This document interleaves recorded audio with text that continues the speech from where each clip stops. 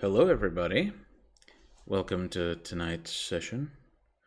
Today we are joined by uh, our friend Tony, who is playing Jack, and Oit, who will be playing Abel. Later we will be joined by Amalia, who will be playing Serena, and uh, Alex, who will be playing Larry. So, as you awaken for the night, you are aware that you'll have something planned for. Uh, Essentially, you have plans for the night, mostly regarding the auction that you like to visit. Um, will you meet each other immediately, or will you make your way there independently? I'll send Abel a message like, need a car or need a lift. And Abel replies, yeah, why not? I'll take mm, not the most pretentious car of mine, and All right. just send him a message to where we're from and pick him up there. All right. Um, as you as you drive to the auction, um, as your characters haven't really had much time by themselves to get to know each other, it's the beginning of the ride is sort of occupied by this very loud and awkward silence. And since the auction is quite a ways away from the haven, you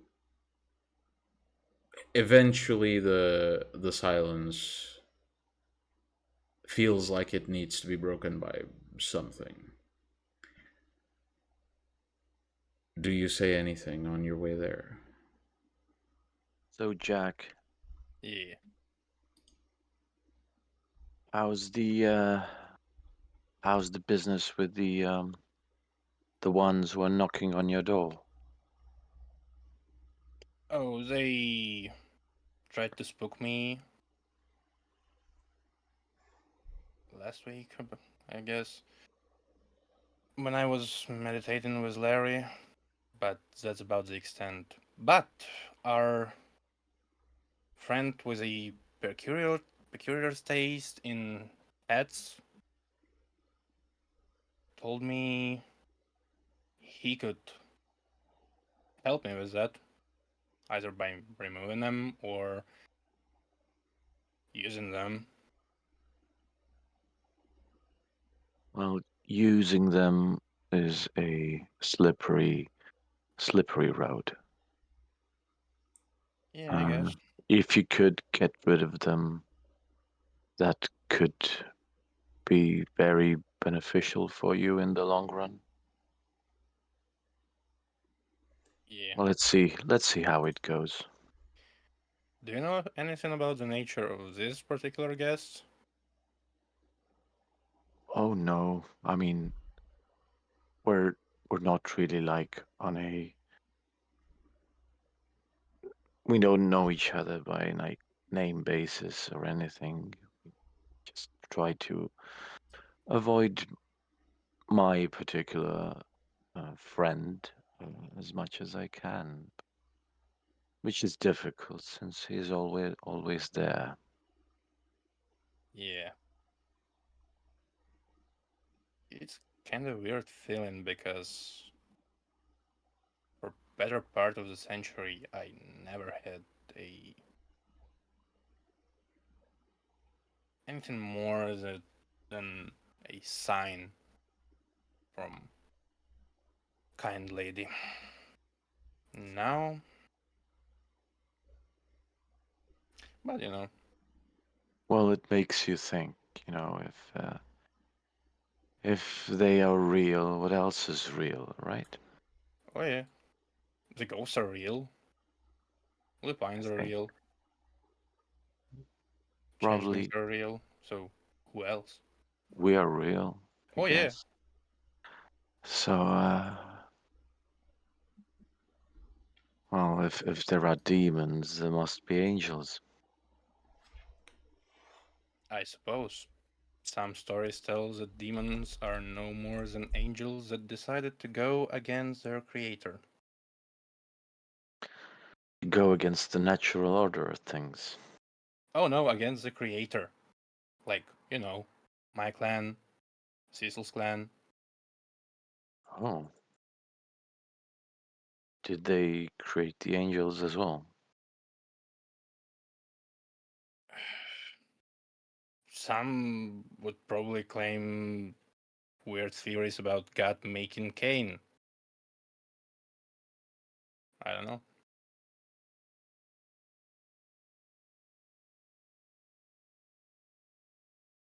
I would say that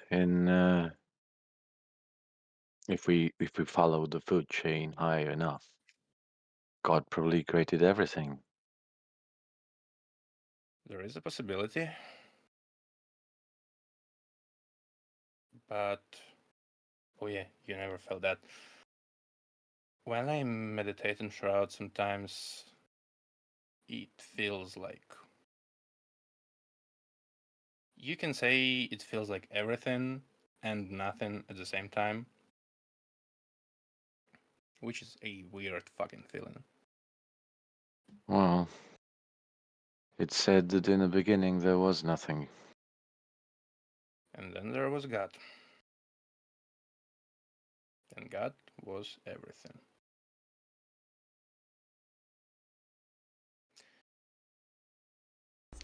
So Um, what was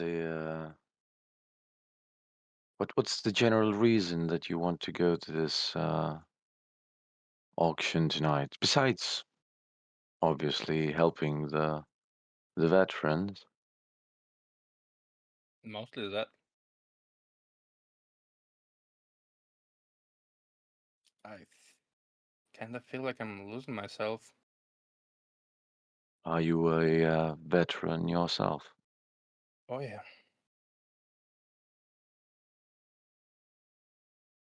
Seen a lot of war. the war that we every one of us hoped will be last. Not the Great War, the Oh, Worst oh, War. oh, the other one. Oh yeah, Uh, oh, I wasn't in Europe at the time. oh, I mostly weren't. I was sent to a hellhole known as D-Day.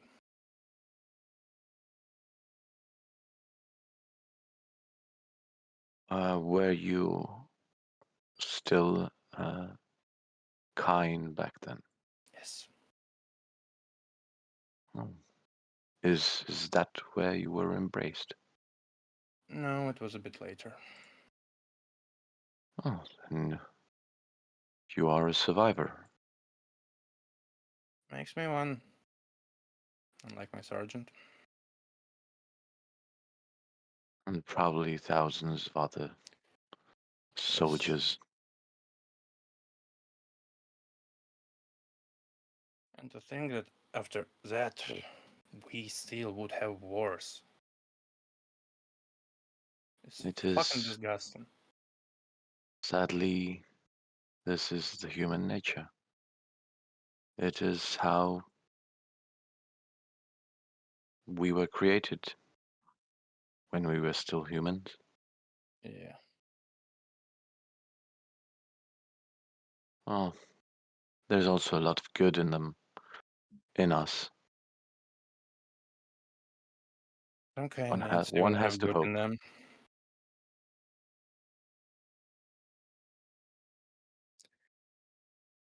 You Just see, the way. Go on. the sword wages a war against Camarilla, but not even everyone in Camarilla is humanitarian, let alone the sword.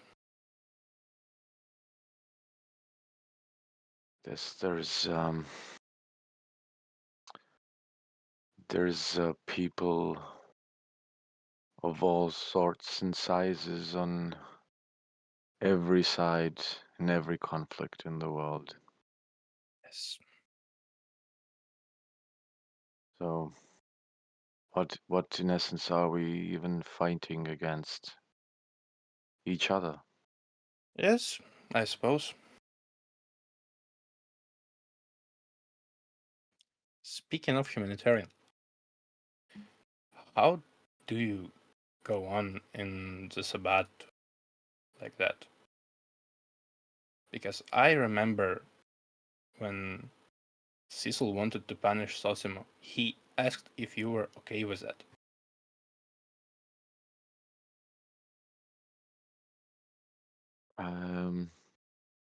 I don't particularly remember him asking. He just kinda went off with Oh, whatever punishment yes. he It was he before deemed. Sosimo threw a fucking tantrum. Well, there are some things that are unavoidable. It's like I said, I believe in a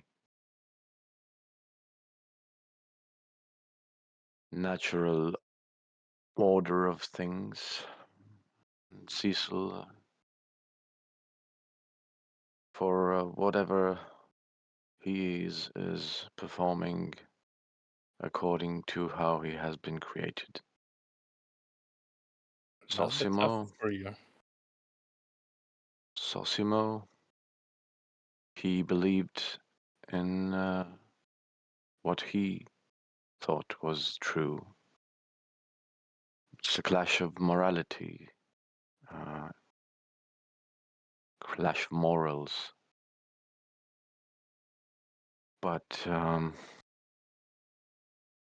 there's a hierarchy in our pack, which is also a sort of order. It's in place for a reason. We have to honor it as long as it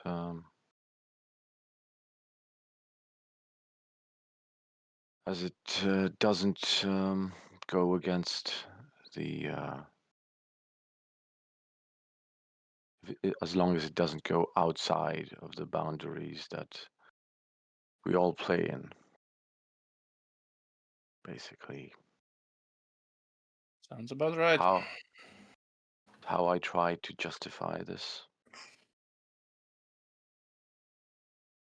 and I have to. This is what I have to believe. Everything happens for a purpose. We are all here for a reason, and my purpose is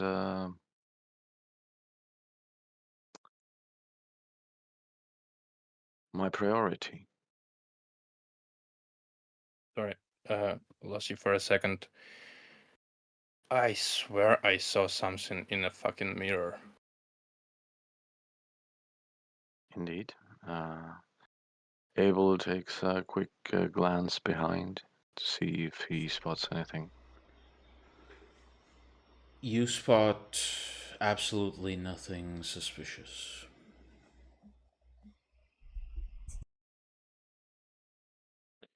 Might be that the bed bugs are coming to Do they tend bite you. to reflect your own eyes in the mirror? I think It can do whatever it wants. I suppose. It's so fucking weird. How do you feel about it? Do you do you feel like you can endure it, or do you wish to give in? I don't know, man.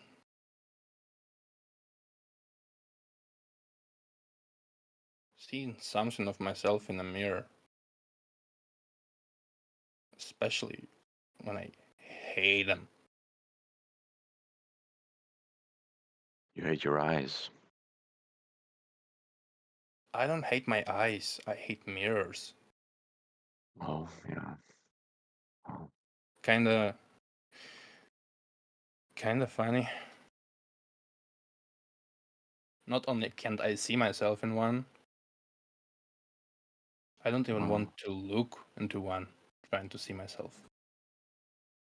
Have you heard stories of La Sombras that went batshit insane, just surrounding themselves with mirrors, just to try catch a glimpse? One bad or good thing about mirrors is that they reflect you the truth. I guess. Well, I guess peering into a mirror cannot be as bad as peering into the abyss. Well, I don't think you will find any truth in the abyss. Only lies. As the car proceeds down the street, you see the auction house approach to the right side of your car.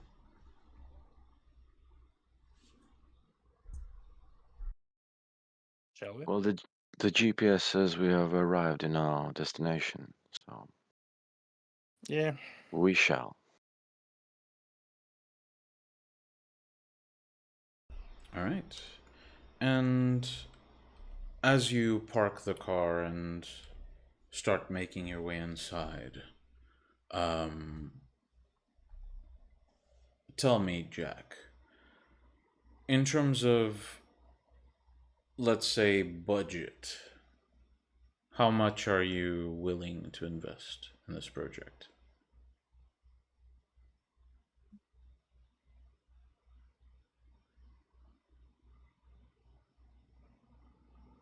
At least going in. I guess. I don't really know the correspondence of dots of resources to real world money. You can estimate in terms of dots to what extent you're willing to invest. Oh, I'll probably.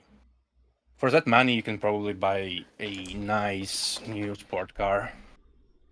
Mm-hmm. Okay. And what about you, Abel? Well, I didn't plan to come here and If you want something, brother, I can cover you. spend a lot of money, but if I see something of interest to me, or well, I will probably spend a modicum amount of money Okay. just to support the charity. Okay. But unless I find something that truly interests me, I will spend it on something that I can give forward, let's say. Okay. And do you have the ring with you? Just out of curiosity.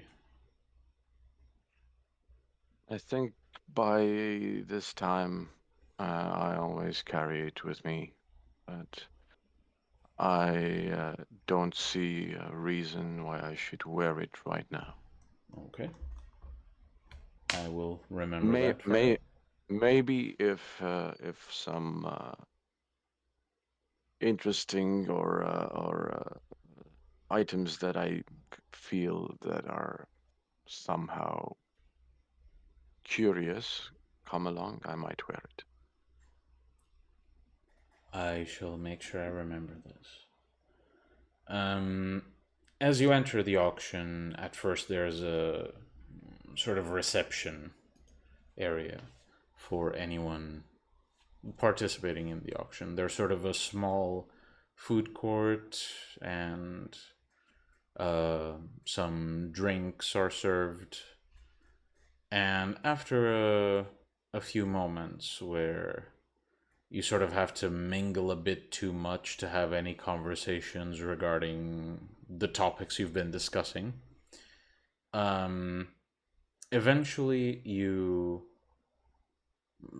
everyone in the building is summoned to this side room where there's a podium upon a stage, and another small table where items can be presented and displayed, and lines and lines of chairs.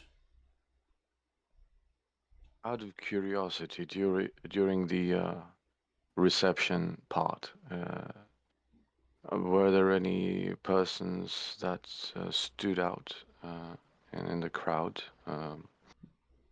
Any other kindred, perhaps, or someone else?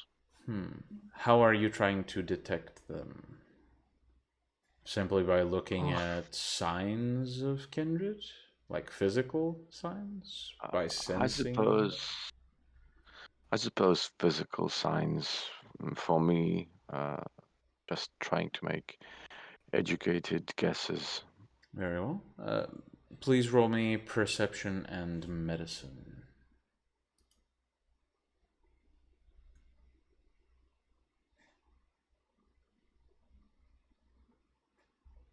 Jack will probably like look for business people he might know, or maybe families of the ones he knew. That is a bit more difficult. You can always Just say for... there's none of. You can always say there's none of them. Well, roll me, I guess, intelligence and finance to spot one specific sign that might tell you something.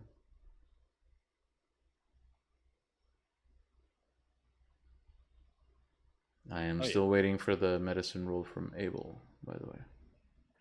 It was again Perception, medicine. medicine. Right, probably I'm one on or it two now. successes. For me, it's probably one or two. Yes. Abel, what'd you say? I'm almost there. Okay. So Jack, as you look around, most of these people feel rich in a very modern way. Like, you can tell the stuff they have is quite expensive nowadays, and it's clearly bought to show it off. Oh yeah. Among them, however, you do spot one man, not very tall, sort of medium height. His hair brushed back, with a very strong facial shape, very, jagged edges to his features. And the suit he's wearing, well, it certainly looks expensive, but it looks expensive by the standards of 40, maybe 50 years ago.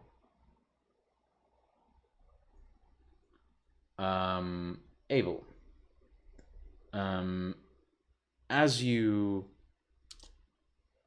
look around, trying to find signs of other kindred, eventually you spot one person, a woman, somewhat short, who, despite the fact that she was seen holding drinks and, speaking to people while those drinks slowly disappeared, you rarely ever saw her drink.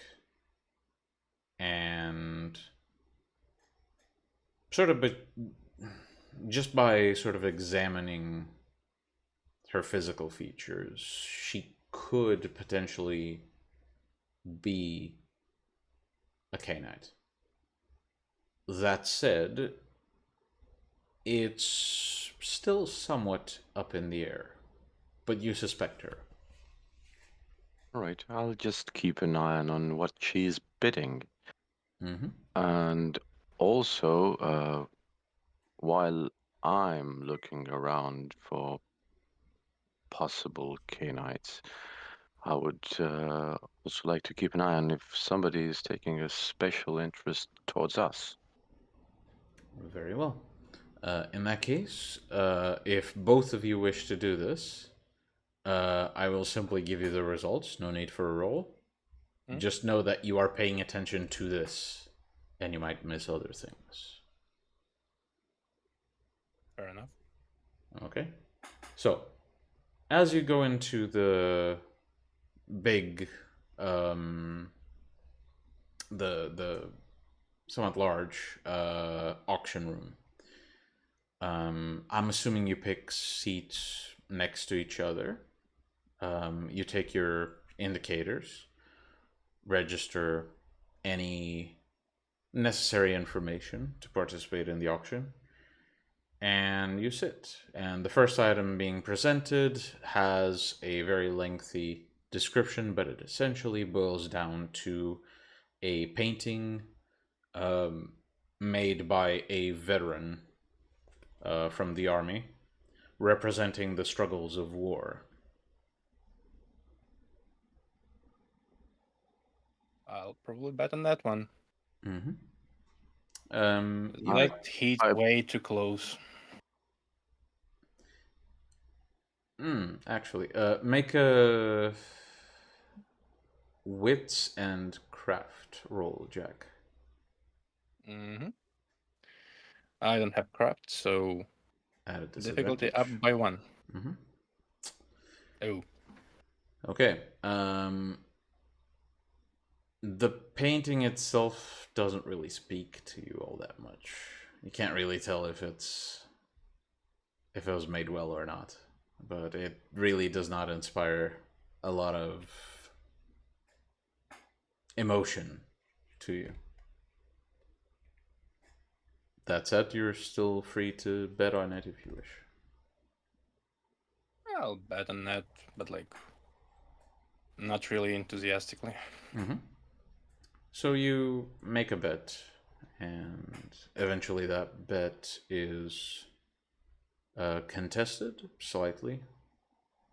Maybe you bet a couple of times, but eventually someone else outbids you by a margin where you feel you've contributed enough to bloat up the price and help the veteran in question. The next item seems to be essentially access to a small container unit, and the descriptions of the items within the container unit range from discarded old weapons to essentially military fatigues and banners, all from the Second World War, all of them now non-functional for one reason or California another. gun laws are fucking awful. Welcome to America. 50 different gun laws. I'll probably bet on that one. Okay. Abel. Just to donate it to history school later. Abel. For a moment, you notice that the woman you saw seems to look to the auction.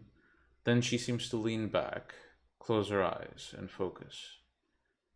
And then she leans to someone who seems to have come in to the auction with her. She seems to whisper something. And the man next to her, this man that Jack noticed, then bets essentially almost double what Jack originally bet.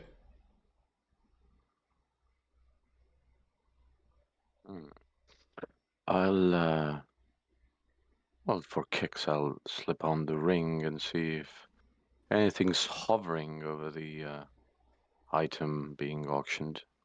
Well, you slip on the ring quite discreetly, and after acclimating to the changes it makes in your vision, after seeing the room darken and lose color, after seeing the people around you sort of fade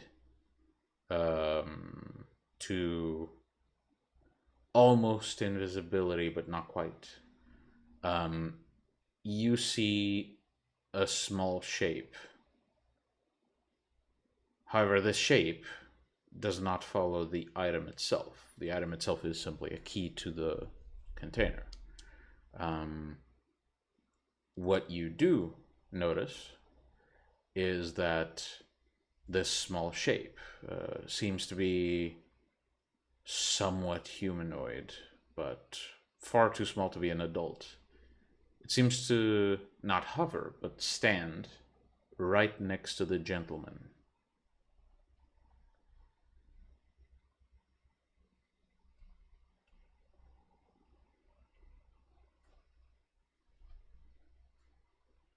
I see. I will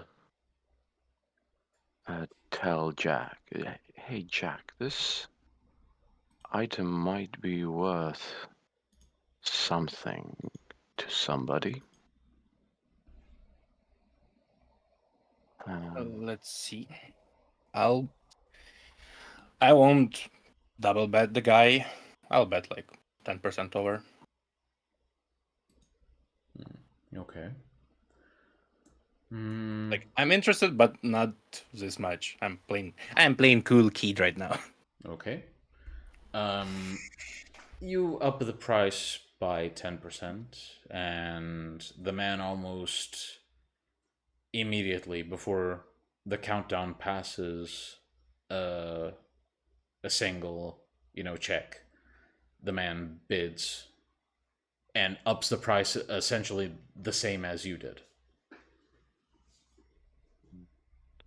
Don't you find this Very. suspicious? Let's go. The man does seem to have some sort of outside help around him. Maybe they are looking for something that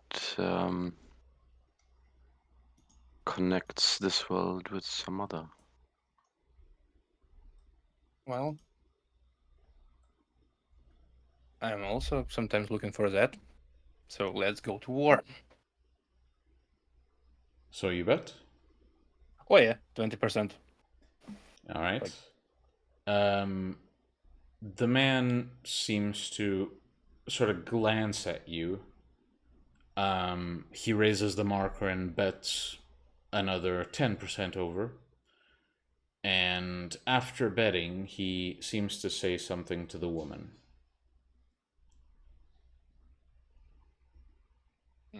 Let's go another. Just give me the ballpark of how much money we are already betting on that one. You're starting to reach past almost 3,000 by now. It's Oh yeah. It's still comfortable for you, but it's not the type of expense you want to do every night, essentially. Oh yeah. Let's go 5 grand. Okay. So you push it immediately to 5 grand, and as the man starts betting above you once more, The woman seems to get up, excuse herself, and she starts walking towards the back. And as she passes by you, Tony, you feel sort of a pat on the side of your coat. I'll check the pocket and bet. Let's say another $500. I'll try to keep an eye on the woman. The woman simply retreats to the restroom. And Do I notice anything different with Jack? well, he bets and then checks his pocket. That's about as much as you notice. All right. So nothing, no balls hovering over him now. Not unless it's Friday.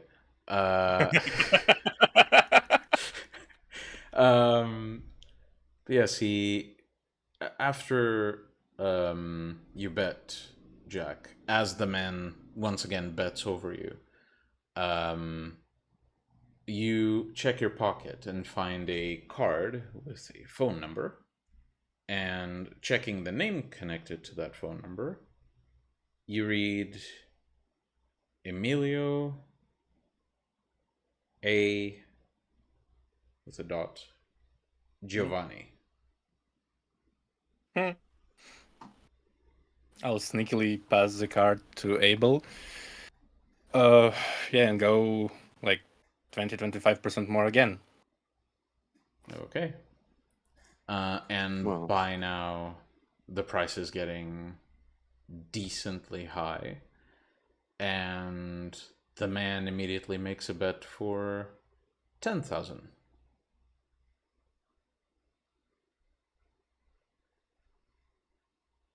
And the auctioneer seems very excited, counting this dispute, and people seem to be whispering to each other. What you think, brother? No, is this the path you want to take? I will support you in either way. I'll just bet like $500. So we reached over 10 grands, or like we are at We 10? reached 10 grand. Yeah, let's go to 10.5. Okay. And as you bid 500 extra, the man ups the bet to 11,000. And then just looks to you. I give him a wide smile. Like,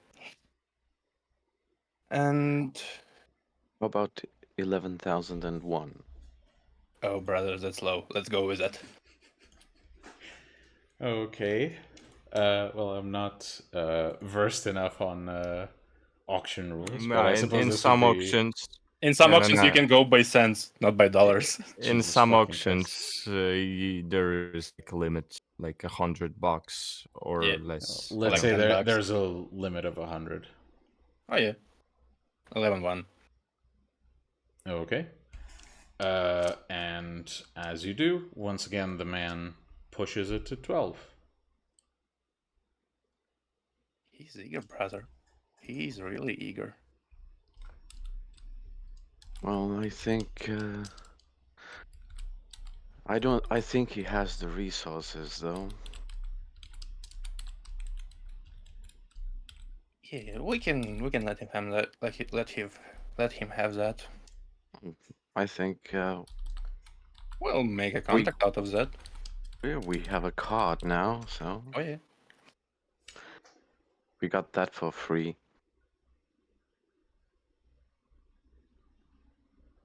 So, do you bet?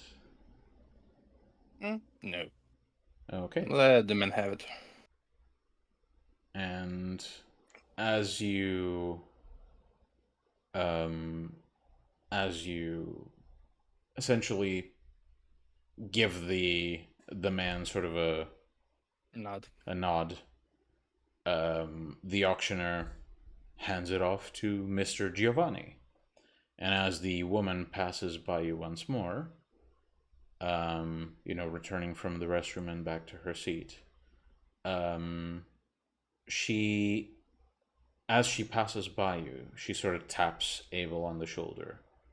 And you hear her say, "We have business to discuss at some point."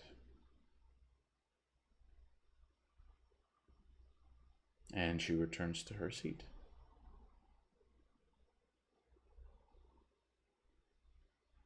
Making contacts as we go and making veterans happier. Win-win for us. Well, I remember what happened to the last time we invited one of the people over. Business didn't go as was expected. We'll deal with that. We'll burn the bridge when we cross it. The auction continues, and after a few bits, there's sort of this break where people retreat to, have a few drinks and rest from the very eventful auctions that have been held. And as you seem to enter the break room, you notice that what you assume is Mr. Giovanni and the woman that was with him, they simply retreat from the auction. I guess they got what they came for. I suppose. Oh, too bad. Well, it's insider information, you know.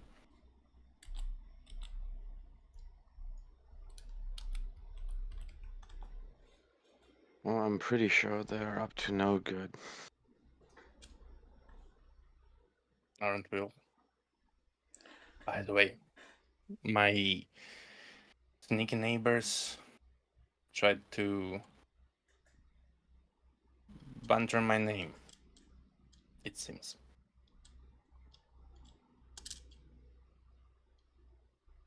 Well,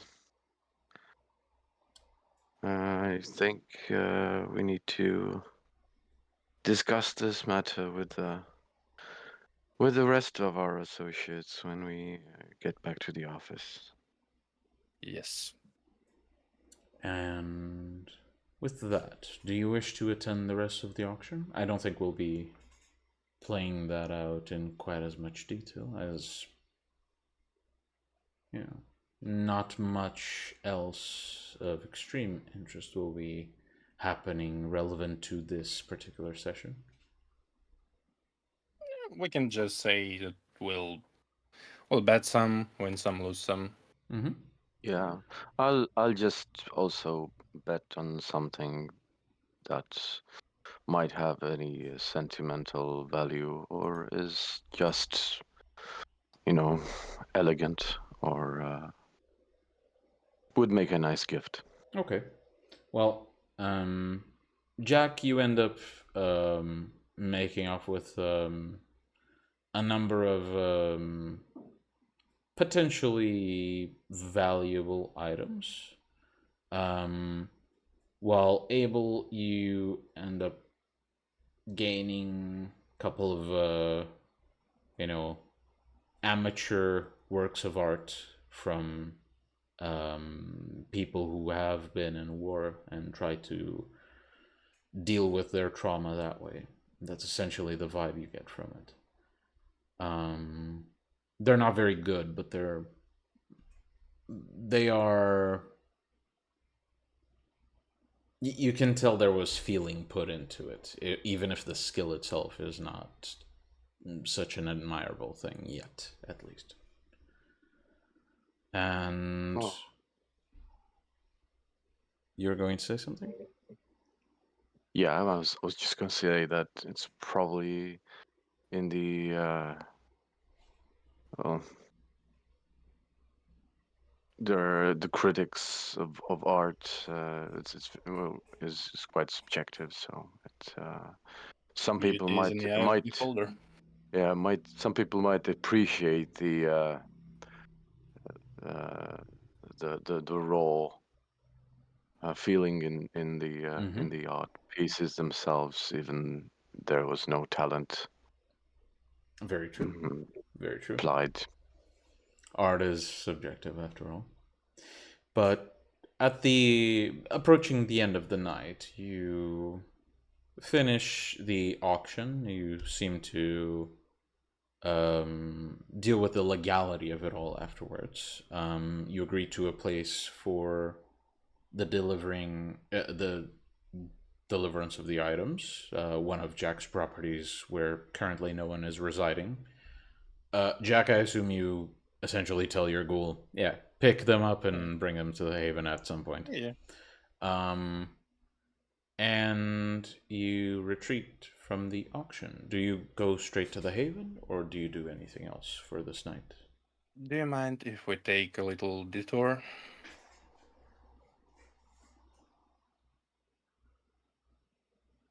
Brother? No, I don't mind. We Oh. can make a detour, but in your escapades, have you heard anything about something called a River of Souls? Did I? Hmm. I probably read something in the Roll books. me occult and intelligence. And if you have any book specialties regarding the occult. I don't. I have rituals, but that's about it. Rituals could apply it, but let's say that if you want the specialty of rituals to apply, you have to be thinking about rituals related to this term, not just general knowledge. So I'm just you can either gonna cast a wider net or get an extra dice. wider net. Okay. All right. That roll be fucking sexy. Fuck me. Okay. So among the collection you got from the bookshop you visited, you remember one of the volumes mentioning the term River of Souls. It referred from the context of it, it referred to it as a place in the beyond. At the time, you just disregarded it as not relevant to your studies, but you do remember reading something about it and knowing what book you need to reread to get that knowledge. I read something about it. I can use a book where I found it, but That would that's about it. that would be nice. I would like to read up on it. Oh yeah. You can have a go at my books. Yeah. But what's about River of Souls? Well, let's say I've heard one or two things about what the Giovanni are trying to achieve in this city. This term came up, and I just want to get to the bottom of this.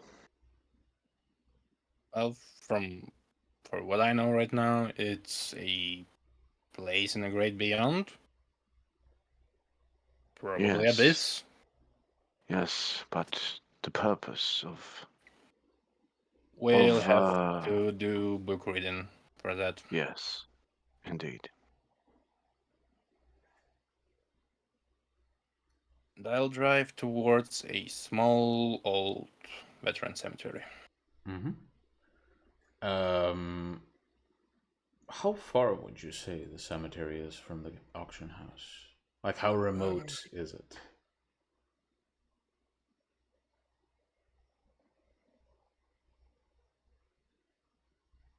If I step on the gas a bit more, we'll be home before sunset for sure. Okay. So Like, probably if we don't catch a lot of traffic, we'll be fine with speed limits, but yeah. okay.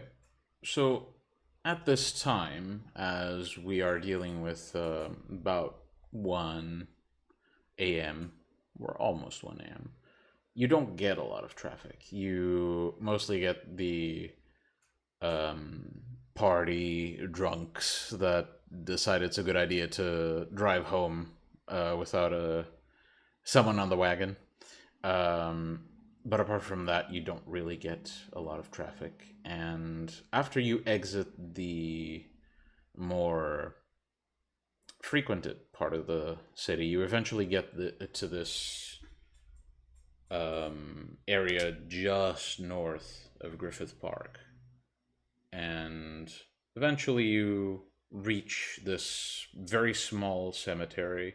It's basically held right near a church, where at some point there must have been a cemetery there that was destroyed simply by time, and they rebuilt most of it and turned it into a cemetery dedicated to war veterans. As you pass the gates, as well as the small pole with the flag of America sort of hanging from it. It's not very windy, so it's not really flying in the wind, but there's an American flag hanging from it. As you pass it, you see plenty of graves occupying these grassy plains. Mine is mine is one of the furthest away from the entrance. Probably Just one of the oldest too. Yeah, it's one of the oldest. Very fucking unattended. Yeah, as you move through the graveyard, many of the graves seem to be kept to some degree. And eventually you reach the far end where, if there are relatives of these people, they are either they've long forgotten about these particular ancestors, or they are too old to actually tend to the graves. And after a few moments, you reach a grave that sort of has these vines covering most of it. And Jack, as you approach it, do you pull the vines away?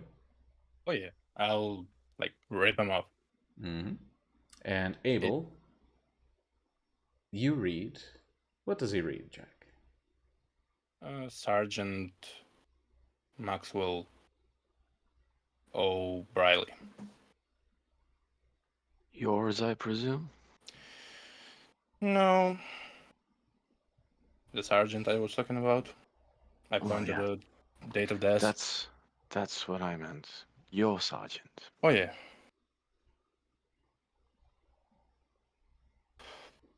I'll pull a very battered fucking lighter.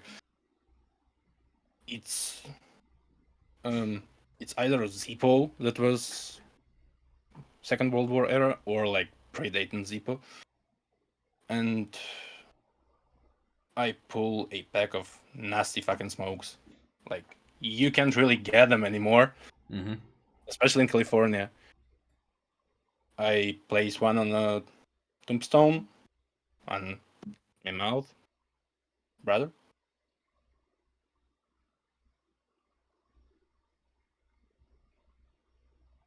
Abel? You want some? Oh no. I've forgotten.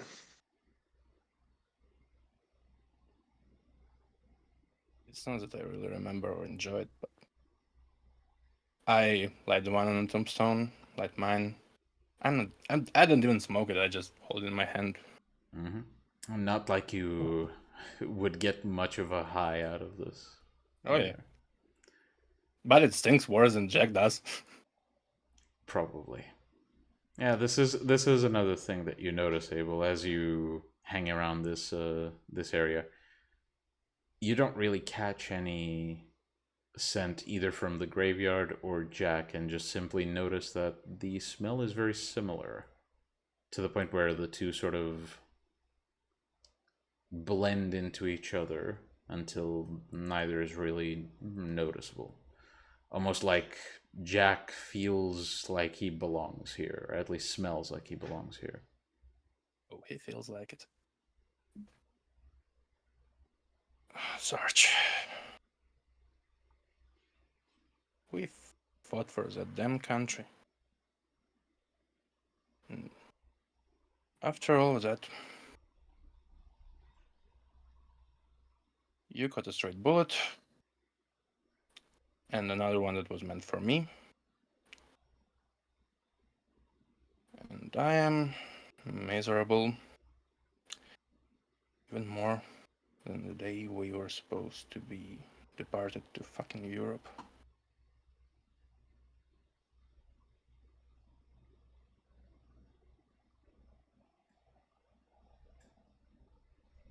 Brother? Yep. A war brother of sort.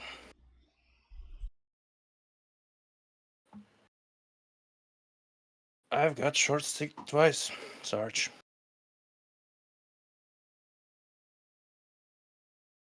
I've got to live.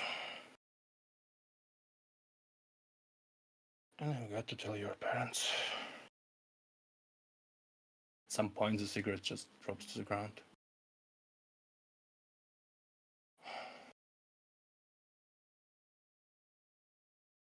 Your old man died 40 years ago.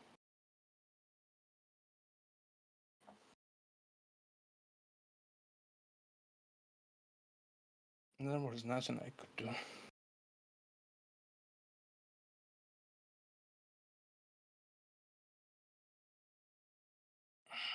It's like you ever always told me. Life is unfair, Jack. Life is fucking unfair.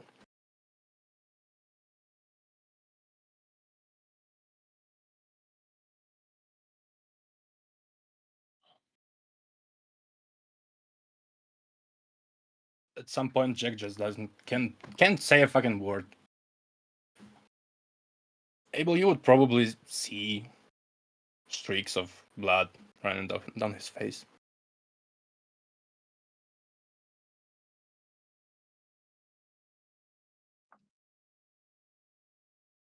He must have been a great man. He was.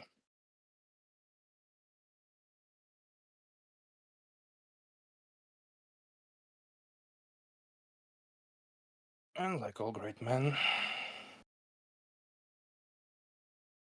he either died a hero, like it was his case, or lived long enough to become a monster.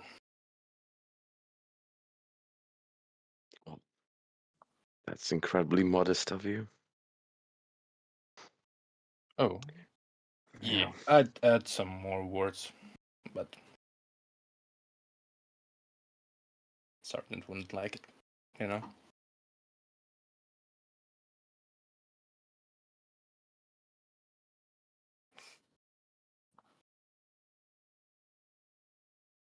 Well, you're with us now.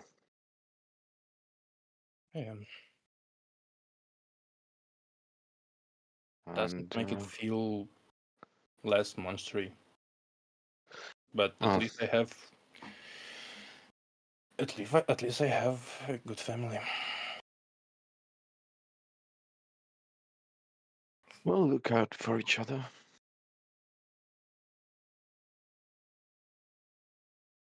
I hope so.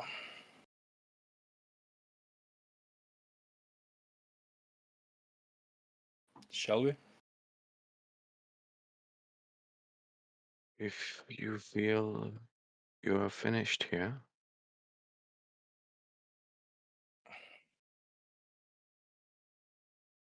I for suppose. tonight,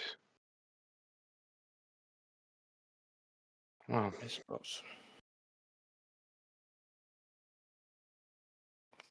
then we should probably retire. for the day. And after a few moments, in silence that you can't quite identify as either mourning, respect, or just a moment that you can use to think, you turn and leave towards the car, almost as if this never really happened, and yet it's knowledge you can't really shake away either.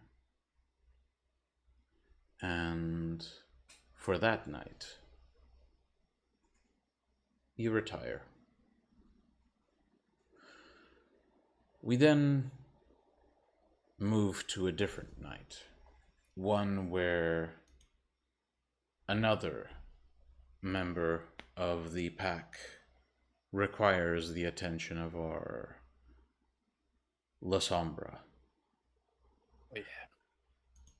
And we join him as he walks down the corridor and out into the garden of the Haven, and eventually sees his packmate, a large figure who simply, seems to be perched around the tall grass, interacting with a number of birds that seem to come and go, not really shying away from this monstrous kindred that most would fear simply by catching his sight.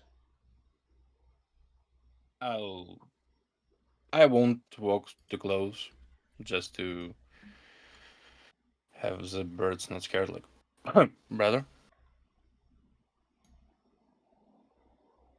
Yeah. Nice company you got. I do.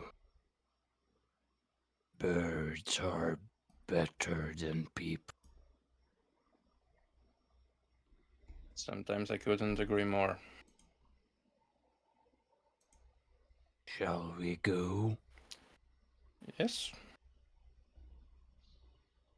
Larry stands up, releases all the birds he has, and stomps away after Jack.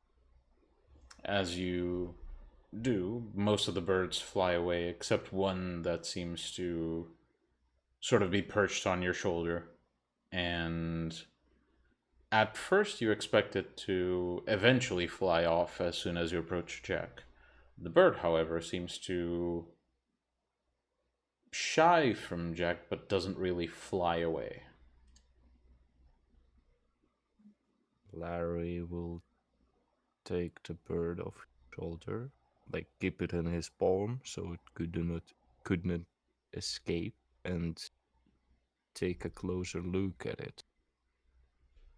Is there anything wrong with it? Roll me wits and animal ken. Yes. The skill that almost nobody uses. You've never seen me play Oswald. It's the only skill I use. Oh yeah. Just a moment, I have to check up with It's okay. Miguel. It's okay. As you do this, basically, Jack, what you see, this is what strikes you most from this general visual. Larry does take this bird.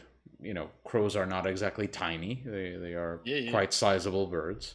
They're not as big as seagulls, but they're sizable. They are generally as tall, at least, as a human head. So not exactly tiny. In Larry's palm, this looks like it's a small canary. It's ridiculous how the size comparison is. And it sort of shocks you how gentle this stone giant that smashed a wall because it frustrated him treats this very small, potentially very fragile creature, and sort of treats it like a pet, even though it's probably just a wild animal that he doesn't really know. It's an empathy that you don't often see in most vampires. Never mind a gargoyle, essentially a vampire that has been subjected to potentially the worst tortures you could imagine. Oh yeah. I texted you, Miguel. Okay, let me. Creature of the night. Holding a bird that's closely associated with witchcraft.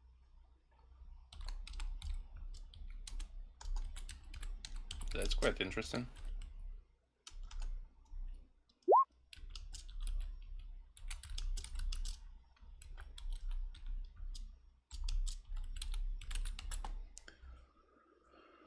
Okay. You check the bird, and at first you don't notice anything wrong with it. But then you notice a pattern on its feathers, and you spend quite a bit of time interacting with these animals, so it's not like you don't eventually start recognizing them once in a while. And this is one that has specifically found you here from while you guys were using the other haven. It's one of the birds that Serena inadvertently scared off. And it seems to have taken quite a liking to you, to the point where it's willing to subject itself to the presence of something else that it quite clearly does not enjoy. So there's nothing physically or mentally wrong with it. It just seems to be a bird that you recognize from before, and that seems to like you enough to be here despite the circumstances. I will leave it on the port, just like on the side fence or whatever, and show my finger to it. Stay here. I will come back. Yes, I would advise the birds not to attend because Shroud of Darkness could be highly lethal to fragile creatures. Yes. And I will go after Jack. Mm-hmm. You, Larry, seem to step into the home quite unbothered. The creature sort of watches you go in.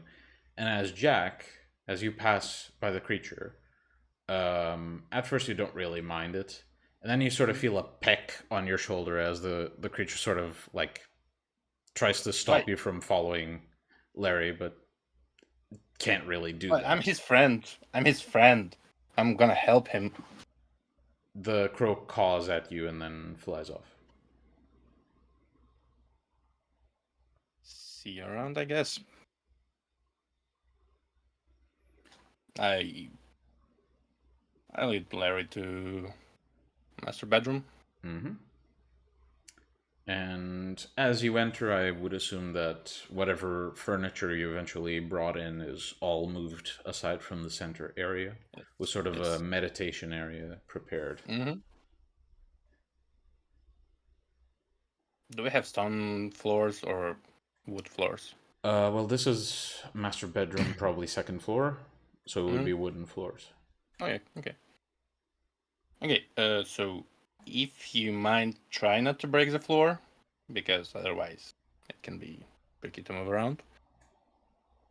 Otherwise, How could I break it unintentionally? it is still wood, and you are still a strong guy. I will not. Greatly appreciated. I'll close the door, close the windows. Just like a lot of natural shadows are already here. Sit on the floor. Take a sit. I will. I close my eyes and summon the darkness. As you close your eyes, Larry, what you end up seeing around Jack as he seems to focus is the room was already quite dark. It the darkness starts to increase, almost as someone dimmed the lights even further. Even though where you are, right in the center, the luminosity does not change there. And eventually it gets so dark that the only thing you can see is Jack in front of you, your own body, and the floor. You can't see the ceiling or the walls. It's basically like the rest of the world ceased existing. And even natural sounds that you would expect to hear, like the creaking of the house just from existing, or sounds of the wind outside, or maybe the flapping of the wings of the birds that are wondering where the kind statue has gone. All of those sounds seem to sort of get diminished, almost like you're listening to them through very, very thick walls. Okay, that's spooky, Oh but yeah. Larry can manage. Now I would like you to try and remember anything at all. Whatever it might be, it's still a progress. If it happens to be something more useful, it's just better progress. Don't think of it like if you remember, I don't know, falling from a bed as a 5-year-old child, it is still a gain. So we will try without dominated first, just to test the waters. And gradually I'll try to influence you in a way that will try to bring out your memories. Because I'm not really that well versed in dominate. I can't fix the memories I don't know about. But I can try to nudge your brain in just remembering. Sounds acceptable? Yes. So let's begin. And Jack starts his chanting in unrecognizable language he came up with. Not the language, the chanting. Okay. And as you begin to chant, Larry, what are you focusing on?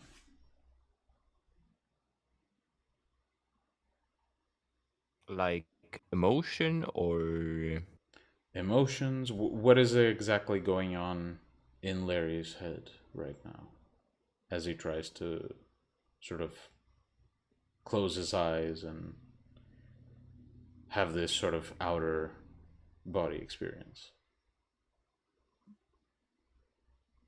Larry is a tiny puny bit frustrated because of his mental state and his inability to remember anything, and but all the other emotions is like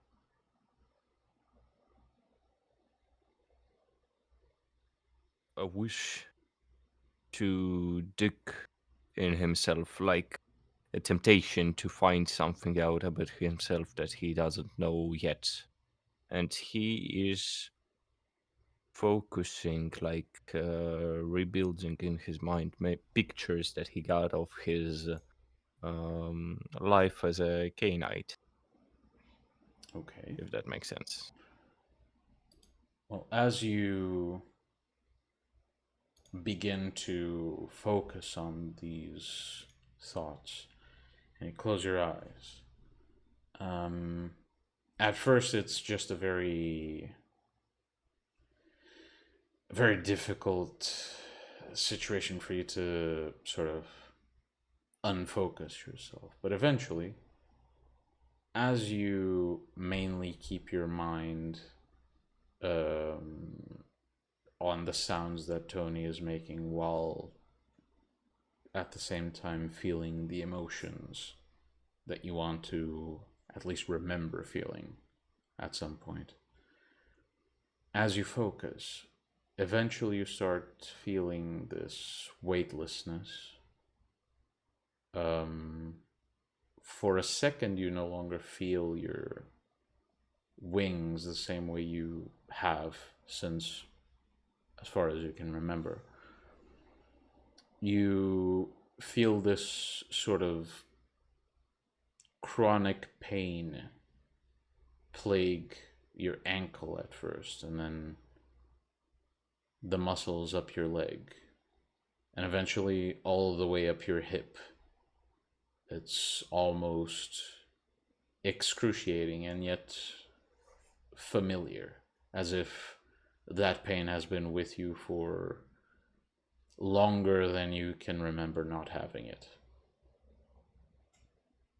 And then as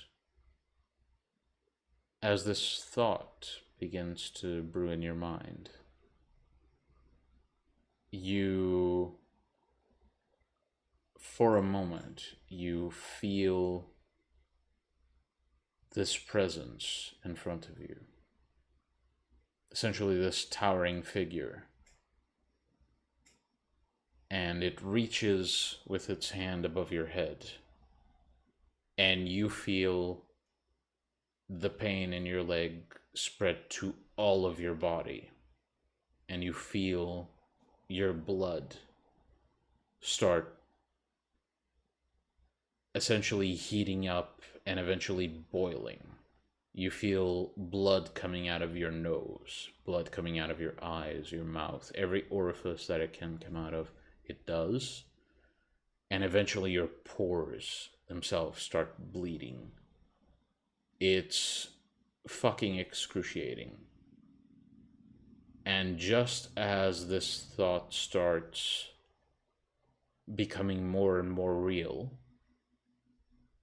you look up to see the face of the barbaric creature that decided to inflict this pain upon you. And you expected an outcome. You expected to see Strauss. And yet, the person you see is someone else. A very pale man, dressed in a very long, very well decorated black trench coat, tied very tightly around his chest with very ornate silver buttons.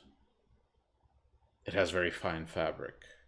His hand has these somewhat long, somewhat sharpened nails, very well cared for. And as the blood rises from your body and enters through this man's fingertips, you look to his face and you see this very pale, bearded man with very thick, long hair tied behind his head, looking to you with this pair of very bright, glowing blue eyes that almost feels like you're looking straight at the devil. And as you see this face, almost as if by instinct, you take a swing at it and remember, or at least realize, that you, as a gargoyle, just tried to swing at something above you, and your hand basically almost hit the ceiling right before you stop yourself. And you realize where you are. You're in the room. Painful experience, I guess. Very much so. Want to elaborate? Larry just lowers his hand, looks at it, looks at Jack. Sorry for that. No, it's okay. You can sit a bit further if you don't want to hit me. I'm not gonna hit you, but if you're gonna hit me, Yes, that's the way it is probably. I will Because remember last try time when not you were to. kind of tilting? Yes, Yeah, I can't really help with it from afar. okay. Then let us proceed.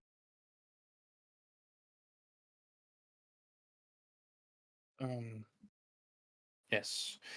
Do you want to try to remember something exact or just do this again? I don't know if I am able to remember something exact. You can try remembering your real name, or I don't know.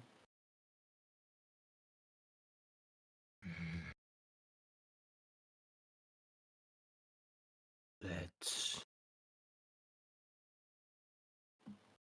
Let's try that. Okay. Close your eyes, please. I'll walk behind him, and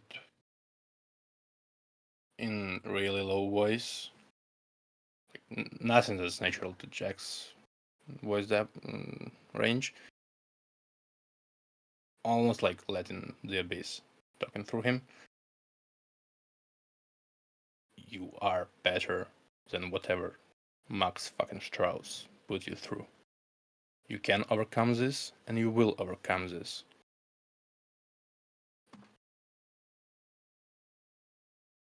And I'll try to mesmerize him into just our fucking power in the dominance Strauss put on him. Okay. Just to check, do you have anything that bypasses the requirement that dominate needs eye contact? Mesmerize is just token. Yeah? Verbal implants a false thought or hypnotic suggestion in the subject's subconscious mind.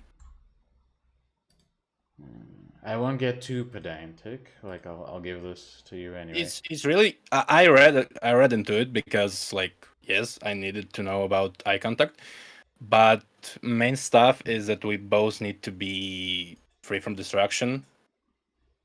Yeah, but I think most powers in dominate, unless you have something that counters it, you need eye contact. But let's just give this to you for now. So you speak these words and you try to use mesmerize. Oh no, I need the eye contact, so Okay, I need it. that's fine. So We just say that you stand in front of him yeah. and he doesn't close his eyes because you know. Yeah. But as you try to impose your will over whatever has plagued Larry, as you say these words, you feel that the command should have stuck. Larry is not resisting you after all. And yet, you feel a blocker of some sort. You can't tell what it is, but there's something there that's stopping whatever you're trying to implement from taking place. Furious.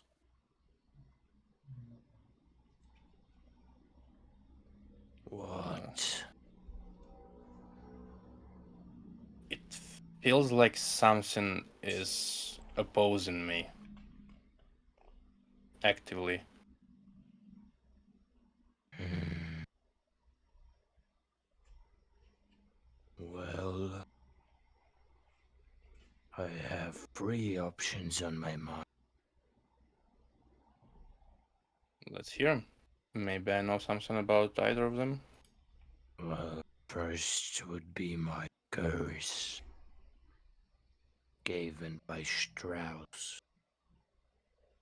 The other one could be my powers stopping you from reaching, as it happened with this black hand brick. Or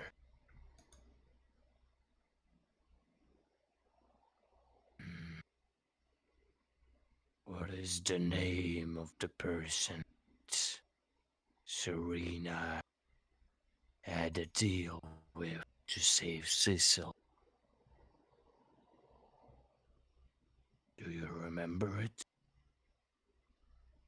I should. Just as a player, I don't really remember the name of Delmont. Belmont.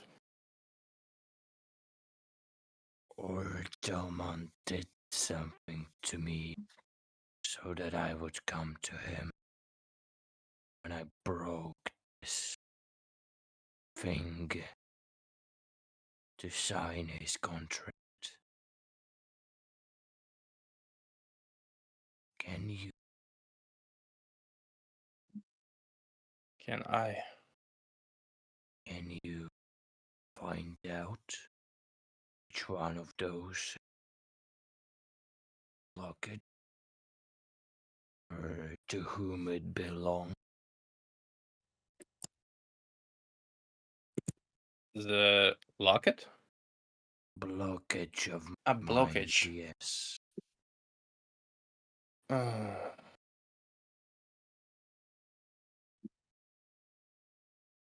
That would be fitting for a businessman of his stature, but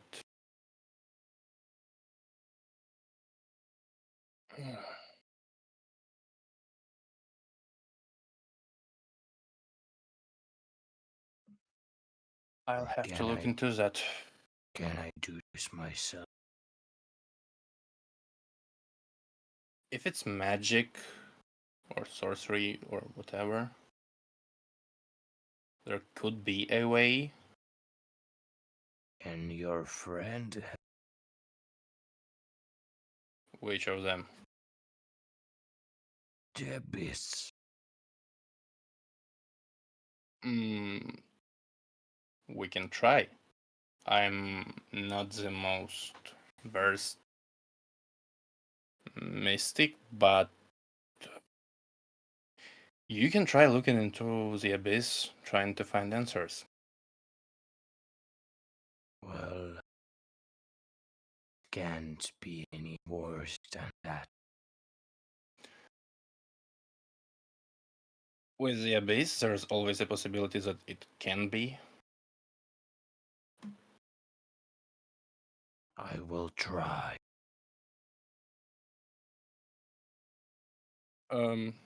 Yeah, I guess. I will try making a Light Within Shadows ball, but with intention of just looking into abyss, not trading, not like asking it for the ability to see in the dark, just for like a window into abyss. Okay. Make the roll and increase the difficulty by 1. Okay. It's Because you're trying to change the properties of a ritual, yes. you know. Oh So. yes. It's what's it called? So. Then I'll make a rule in the background for something else. Yeah. Ritual supply, I suppose. Mm-hmm. Yep.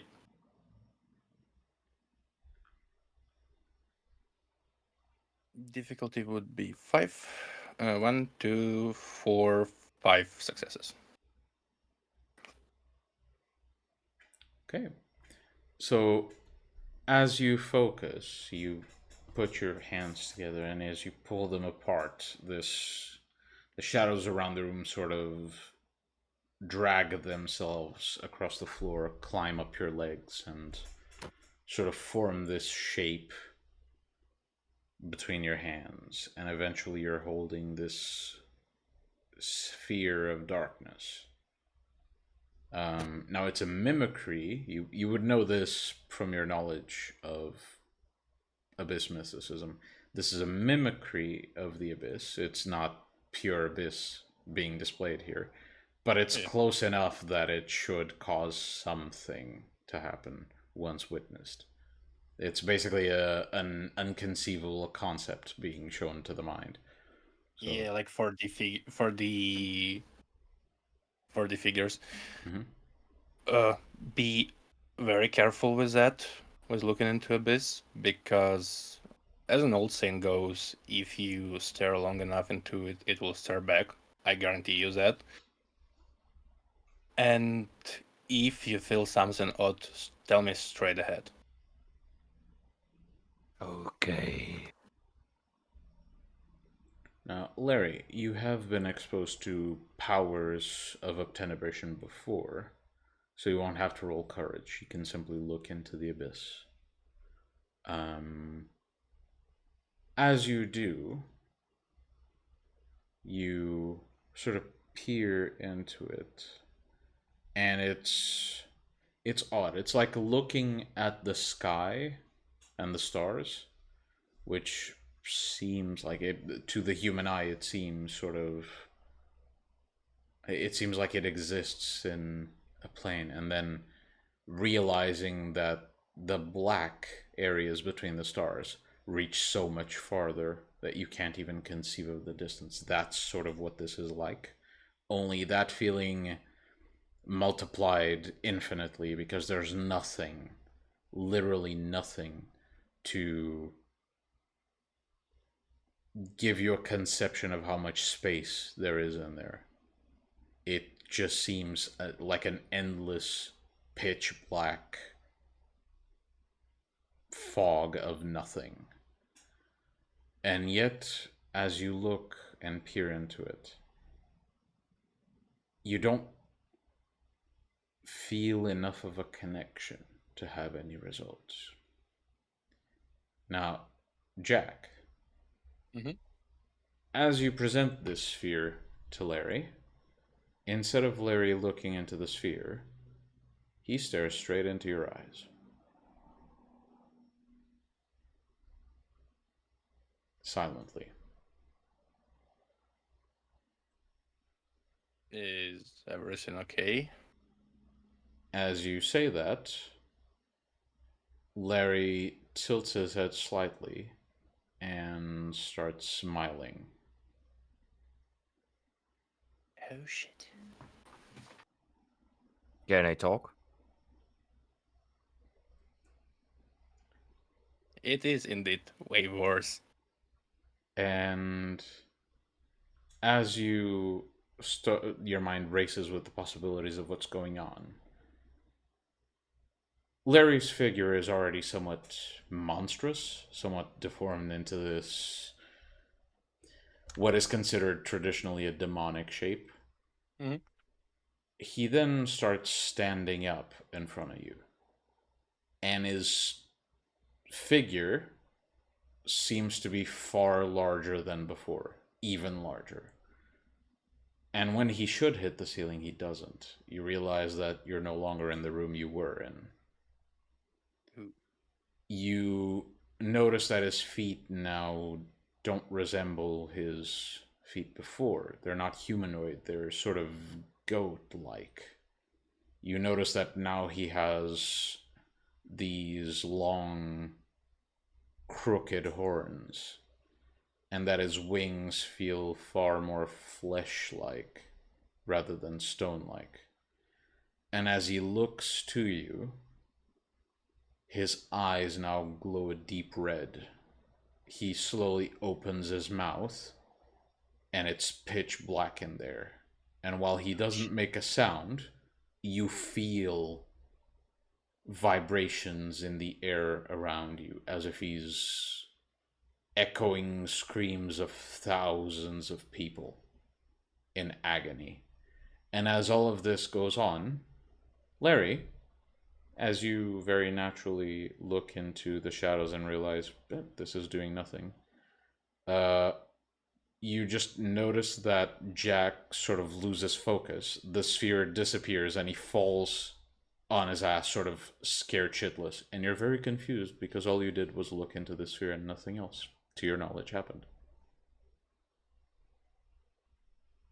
I quickly move to Jack, maybe scaring him a bit more and helping him up. Are you alright? I felt nothing in the sphere. Am I still in the headspace of No, Abyss? you see Larry. You're a bit shaken up and confused. You're back in the room. Larry doesn't seem like he was before. At least not as far as you could tell. Oh yeah. The fuck was that? What happened? What I said would probably happen, but instead of looking at you, the Abyss or whatever lives there looked at me because my clan is more connected to it. Like, way more. How did it look at you? Imagine you, but like monstrous. Larry looks very confused. It looked through me. It looked like you, but you know what? I can probably show you. I'll stand up, move a bit further, and assume my obtenebration form. Here goes to blood. Okay. I won't have you roll, simply because this is for story purposes. I will, however, ask Larry to roll courage. Because this shit's gonna be fun. Yes. Flat courage, so should be under virtue. Manipulation courage. I have exactly the amount of dice to roll it on one auto success. Yeah, but Larry only has to roll courage for this. Oh yeah. It's fucking scary. Okay, let's see. Does it apply or no? Well, virtues usually don't like they're not affected by these types of penalties. I'll say no for this one. Just this one. Okay. Yeah. I would take my Oof. time to assume a tenebrous form, just so like not to scare the fella too much. But It's 5 this shit's scary. successes, you can chill. Okay, Oh, so fucking god. essentially, what you see, Larry, is as Jack takes a few steps backward and sort of fades into the shadows behind him. At first, you feel like he walked into the shadows almost. But then you notice that as he starts disappearing, the shadows slow as Jack stops, but the shadows don't stop. And eventually, as the shadows start reaching Jack's eyes, all you can see, really, from Jack, is the very, very, very slight reflection of what little light is in the room on Jack's eyes. But you see no fucking color there. And as he steps forward, or sort of floats forward, you see now Jack's shape as a pitch black smoke with these odd smoky protrusions sort of forming out of his silhouette, like tentacles that he usually summons during combat, but these are more like limbs that now have formed on this sort of eldritch darkness in front of you. And while you do feel there's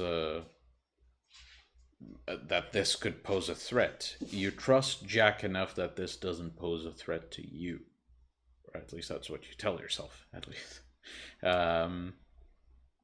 And yeah, you just see this very alien shape in front of you, where the only recognizable human trait of it is not even the eyes, but the reflection of your surroundings on where his eyes would be. And that's about it. So that's essentially what happened.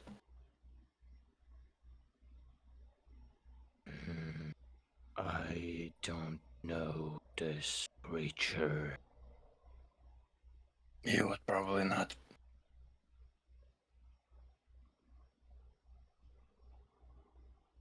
So, was it because of me?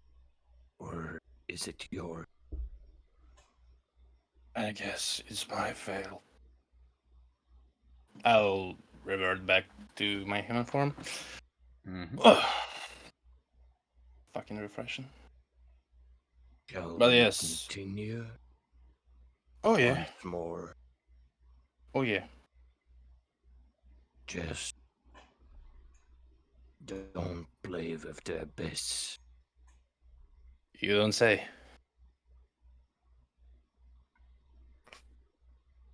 But the Shroud of Darkness is essential for the sensory deprivation, you know? Can do it, pal. I don't want you to get hurt.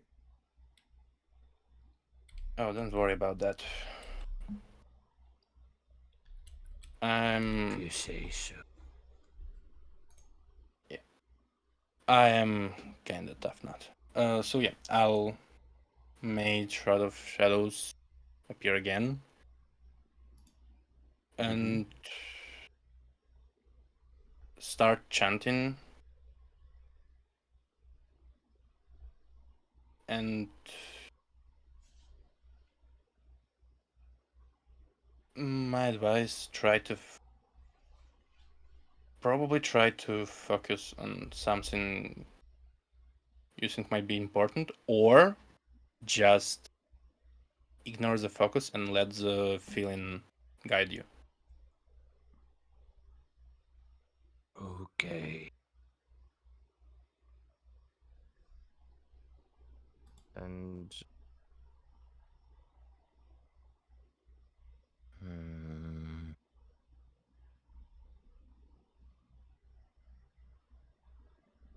I think I will try to go with joy and happiness. Mm-hmm. Okay. And once again, you start to focus. And correct me if I'm wrong, but the way I understood it, you guys are trying the meditation again? Yeah. Okay. As you focus and you start reaching this headspace that you've experienced before, while trying to focus on the emotion of joy, you don't really find anything to pinpoint. There are sort of shapes and images that pop into your mind, but they're not related to what you consider joy. Just the stereotypical descriptions of joy that you've gotten from just intuition. You know, images of animals that you've interacted with, images of potentially trustworthy people that you don't quite trust yet, but the eventuality of you trusting them. Essentially, hopes for the future is what you get rather than memories from the past. Um, and despite how hard you try, eventually all you feel is frustration.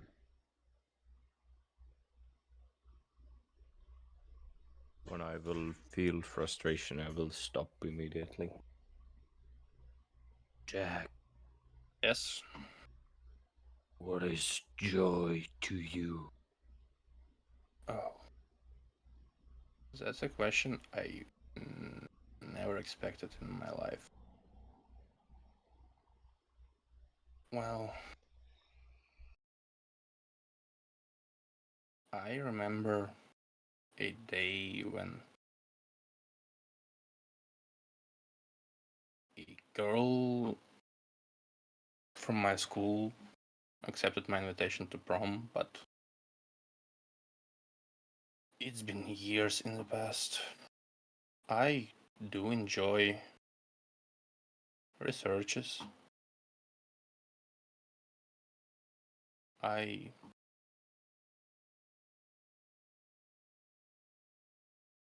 remember the day the war was over.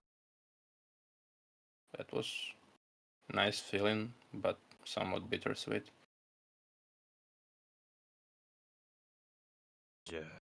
What was the last time that made you happy?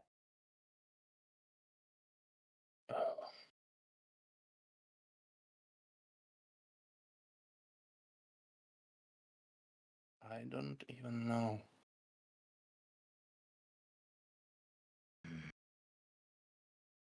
Probably not in my own life. I want to pinpoint that feeling, but I can't.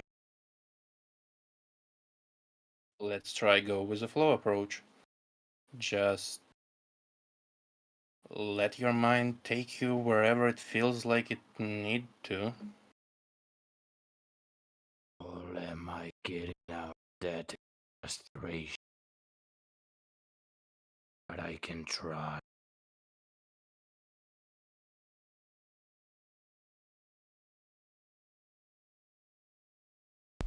So we're attempting the same thing, but with what emotion? We want to attempt like just a free flow for the mind. Mm. Okay. Well, once again, you close your eyes, you focus, and as you start getting into the right mindset for meditation, and you sort of feel that light sensation where your body doesn't feel like it weighs as much anymore. And you sort of sway almost from side to side. You get flashes of memories from the asylum, memories of the nun that took care of you, memories of the fire, of the accident. You get memories of this Nosferatu in very,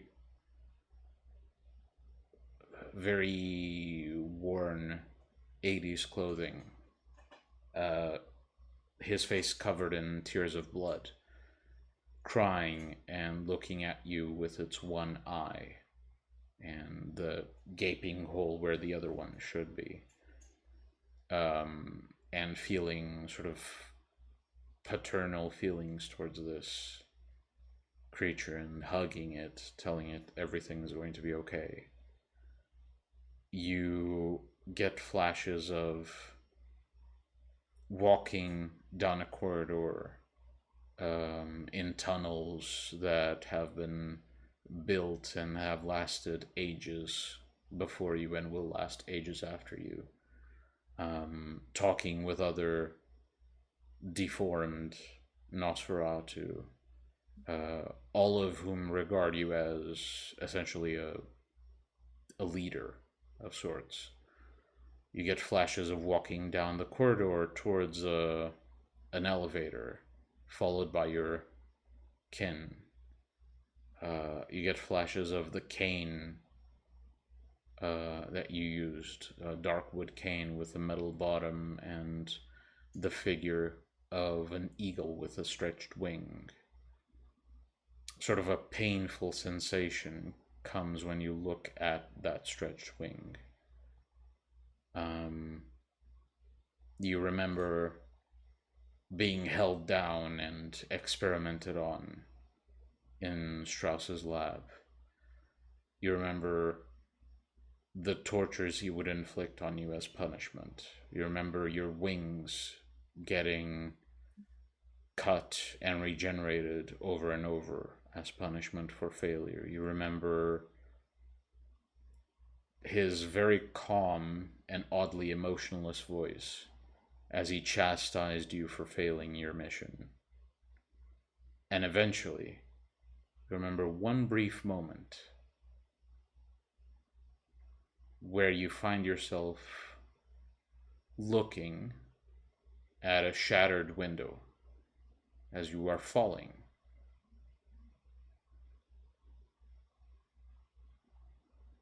And that, you feel, is the last memory you had before you woke up, free from your bonds. As far as you can tell. And then you wake up from this meditation.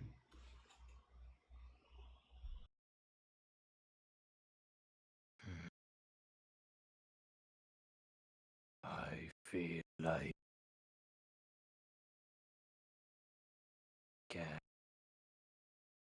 Sorry, come again. Your mic is.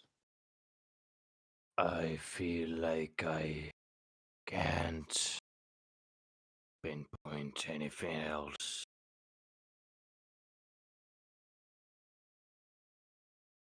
We would work on that, and in the meantime, I'll work on getting my dominate towards deeper mind parts, the memory parts, Maybe it will help.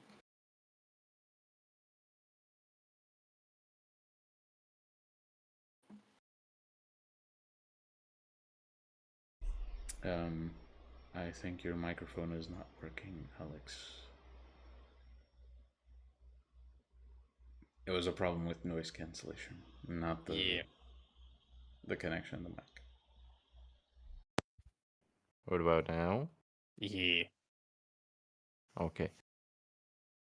I feel like you can look into the blockage on my mind.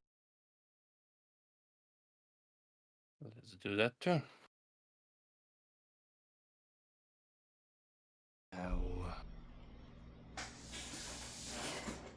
Now I shall leave you.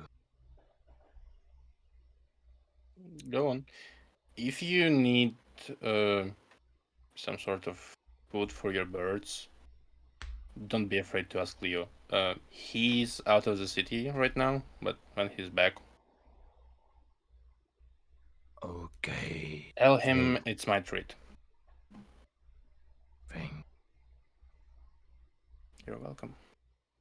And Larry will stand up and go on his way. And as Larry leaves the room, leaving Jack to ponder what he saw,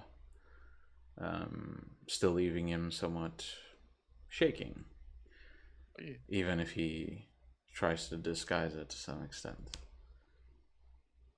We shall go into break, and we shall shortly return with everyone that belongs to this group for the last short session of tonight. See you soon.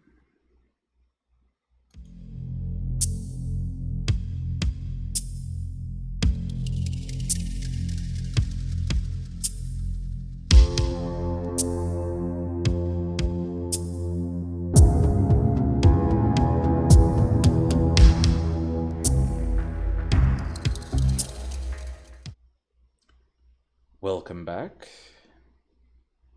So, at the start of the night, as the four of you rise,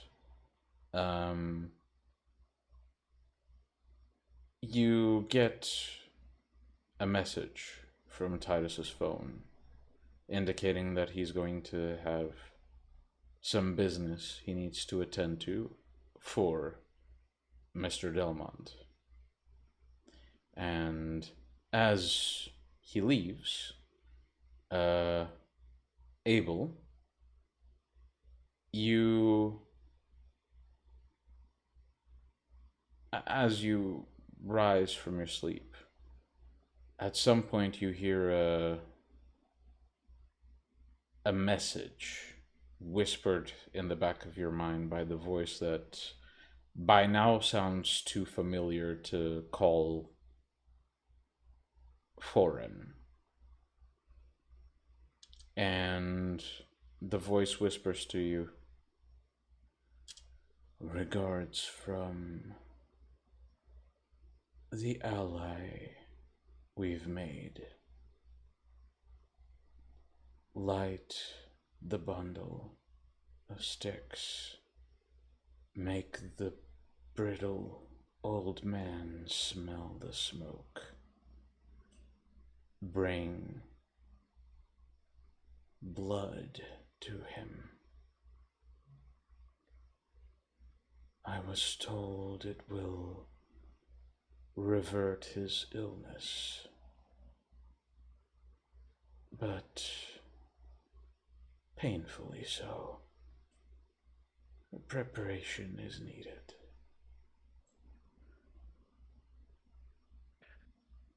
I will recover the bundle of sticks from the safe place where I hid it and take this information to Serena. Mm-hmm. Once Abel arrives to Serena with the news and the information, Serena's going to go and prepare one of the packages for Cecil. And she will also, a while ago, when there was a, so to say, a little change made on Jesus, Abel's ghoul, Titus had procured some drugs and painkillers. Um, so as she prepares the room for the ritual, she will go and see Cecil and inform him of it, and also say that so she will inform him, and she has an idea of how to basically not have the change be too painful. So she goes and seeks out Cecil. Okay. Well, as you descend into the basement level, you enter um the sort of makeshift torture chamber that he now calls his room. And as you enter, you see the test subject that you asked him to, quote unquote, keep his hands busy with by practicing his vicissitude. You notice that the modifications start at the top of the head and seem extremely functional, the type of work you'd expect him to perform.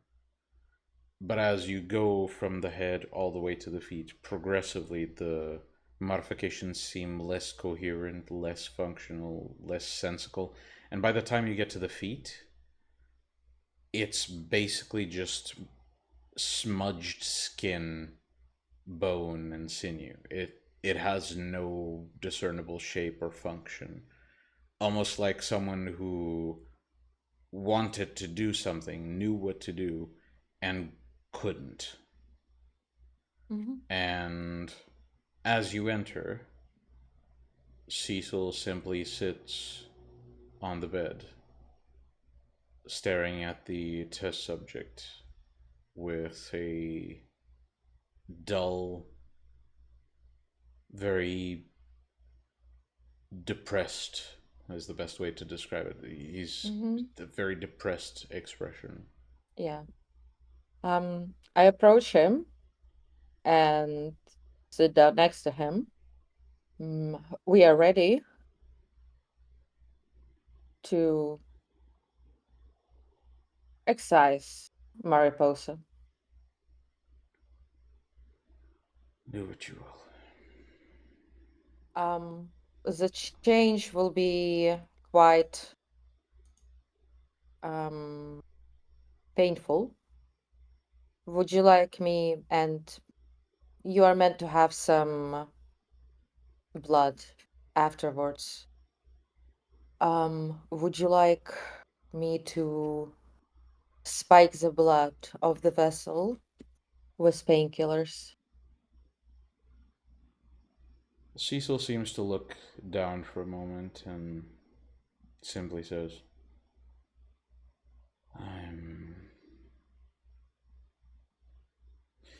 Pain was never an issue.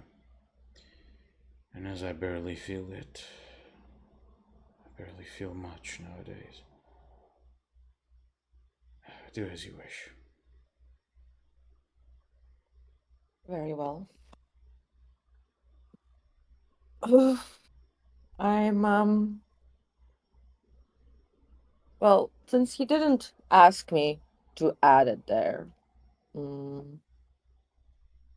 I'm not going to.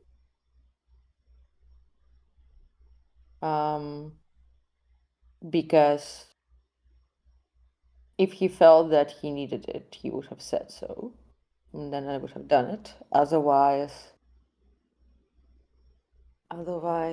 wait, just let me double check. Double check something. I should also double check something. Yeah, so yeah, Serena's not gonna do it. Mm-hmm. Because this would be like an issue because, you know, like pain could drive him into a frenzy. Which technically still could happen.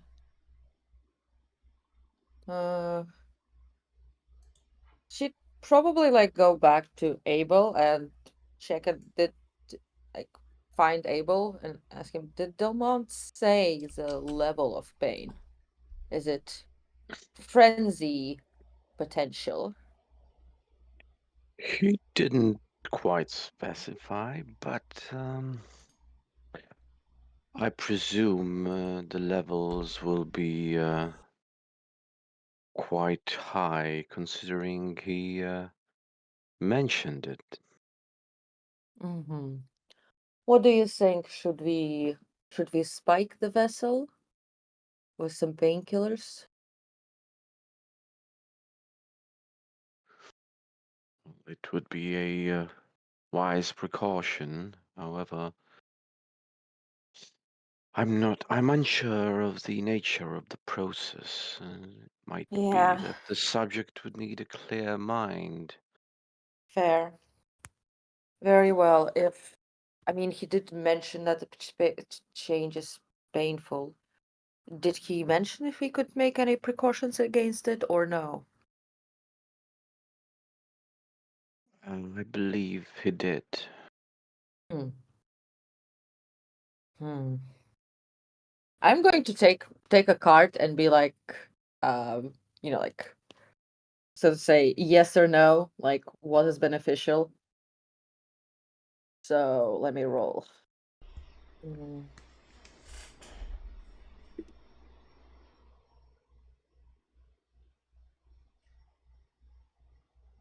That's a lot of tens.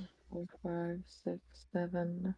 That's a lot of fucking 10 tens. successes to 10 successes to interpret. 1, 2, 3, 4, 5. 5 success. 10 successes to draw.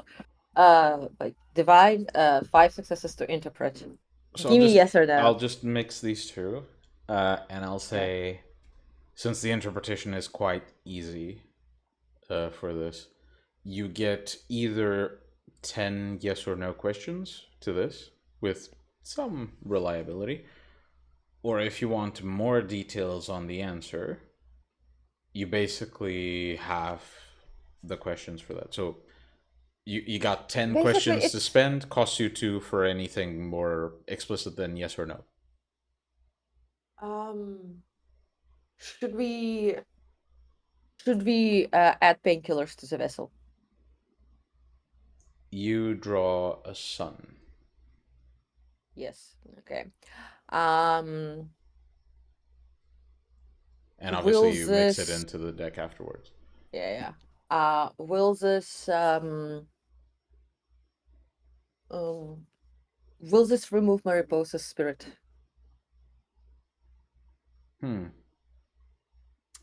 You draw sun, but the reliability this time feels like it's a very high probability, not a guarantee. Uh-huh. So will Mariposa's spirit be consumed then?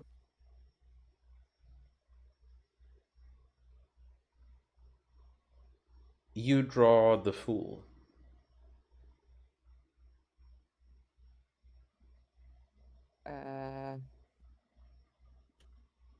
That's new beginnings.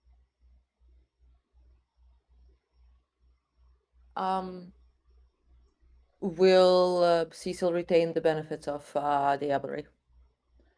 You draw the moon.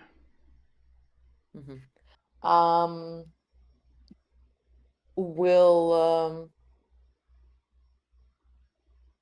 well, I think I'm done. I don't have like really any other questions. Okay. So basically, I get a syringe to spike the vessel with some painkillers. Are they conscious? They they probably would be. It would be like a fresh like batch or something. So it'd be something like morphine. So that the pain is lessened.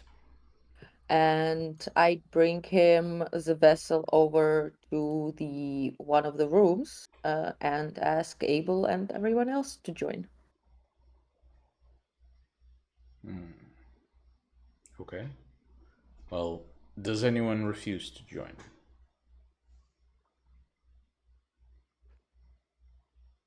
Nope. All right. And I think Abel needs to see this through. I mean, Abel did have more of a hand than the others, save for Serena. So I'd say, yeah, he's more invested than most. So as all of you meet Serena just at the top of the stairs to the basement, do you say anything in preparation for what's to come, Serena? Well, so the ritual should be simple enough. Light the sticks, have Cecil inhale the smoke, and have him drink the vessel. It's supposed to be painful, so in order to protect ourselves from the chances of Cecil entering a frenzy due to the extreme pain, I have spiked the vessel with some painkillers, so it should ease the process. I've consulted the cards. This bitch, she says, looking to Abel.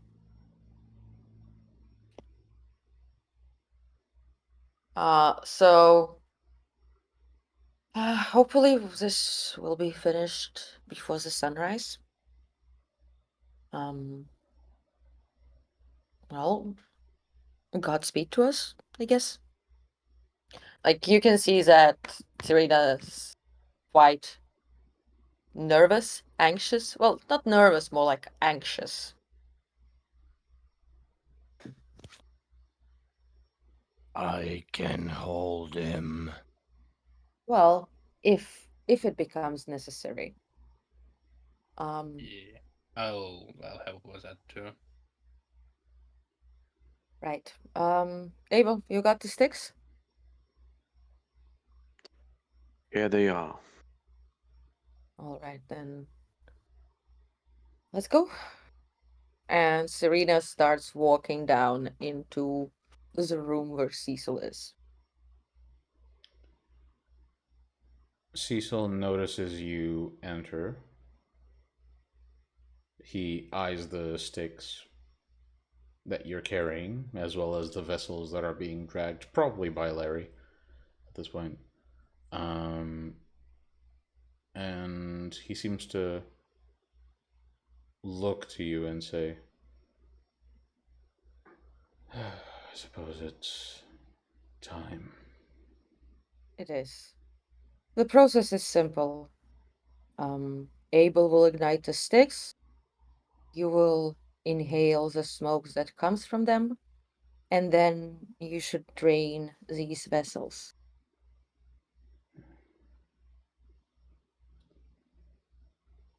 The process will be painful, but I suppose the morphine in the blood of them will make, at least for the first while before it metabolizes in your vitae, less stressful.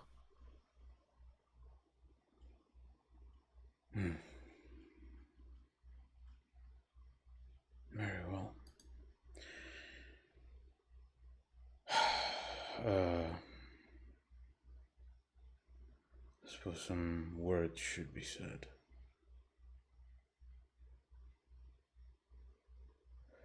I know all of you have paid a great price for this. Regardless of if it works or not, you all have my thanks. And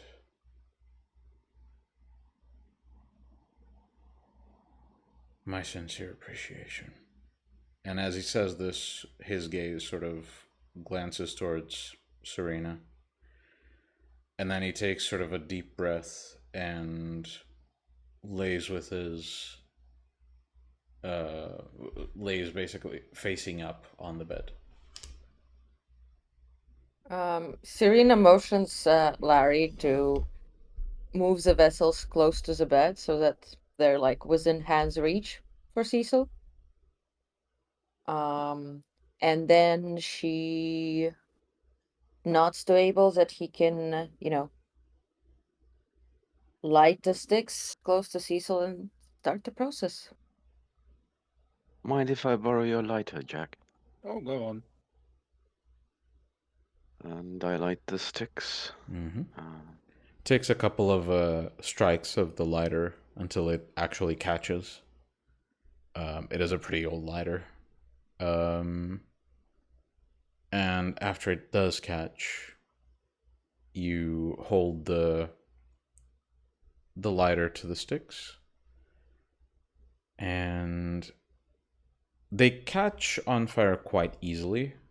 However, the flames, as they burn, slowly, while they burn quite vividly, you can tell that the flames are moving quite slowly through the sticks.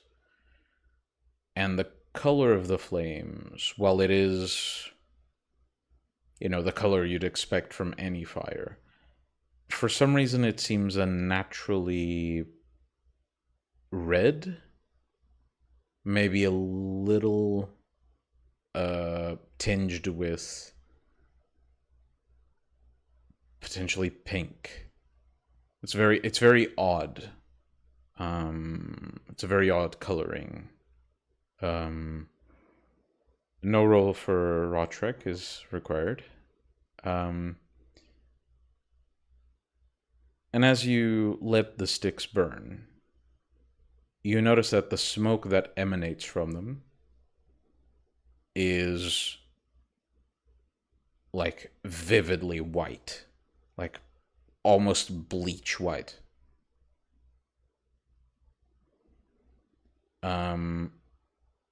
You simply hover them near Cecil in rhythmic motions, and the smoke almost as if it's directed towards Cecil. As you hover the stick over him, the smoke seems to get heavier and descend towards Cecil rather than going up like it was before. And as it descends, Cecil simply starts breathing, something that he doesn't do naturally. And as he inhales, with the first inhale, he doesn't react. Second one, he takes more of the smoke in, doesn't react. With the third inhale, it's almost like the fire on the sticks almost consumes it immediately. Like, burns through the entire bundle really quickly. Almost to the point where you have to, like, let go of it. And the smoke all gets pushed towards Cecil and runs up his nostrils and down his throat. And as it does, it's almost like he enters a seizure. His back arches, you can hear his bones sort of crack with the motion. His arms seem to tense up, and his eyes start rolling to the back of his head, and he's shaking very violently.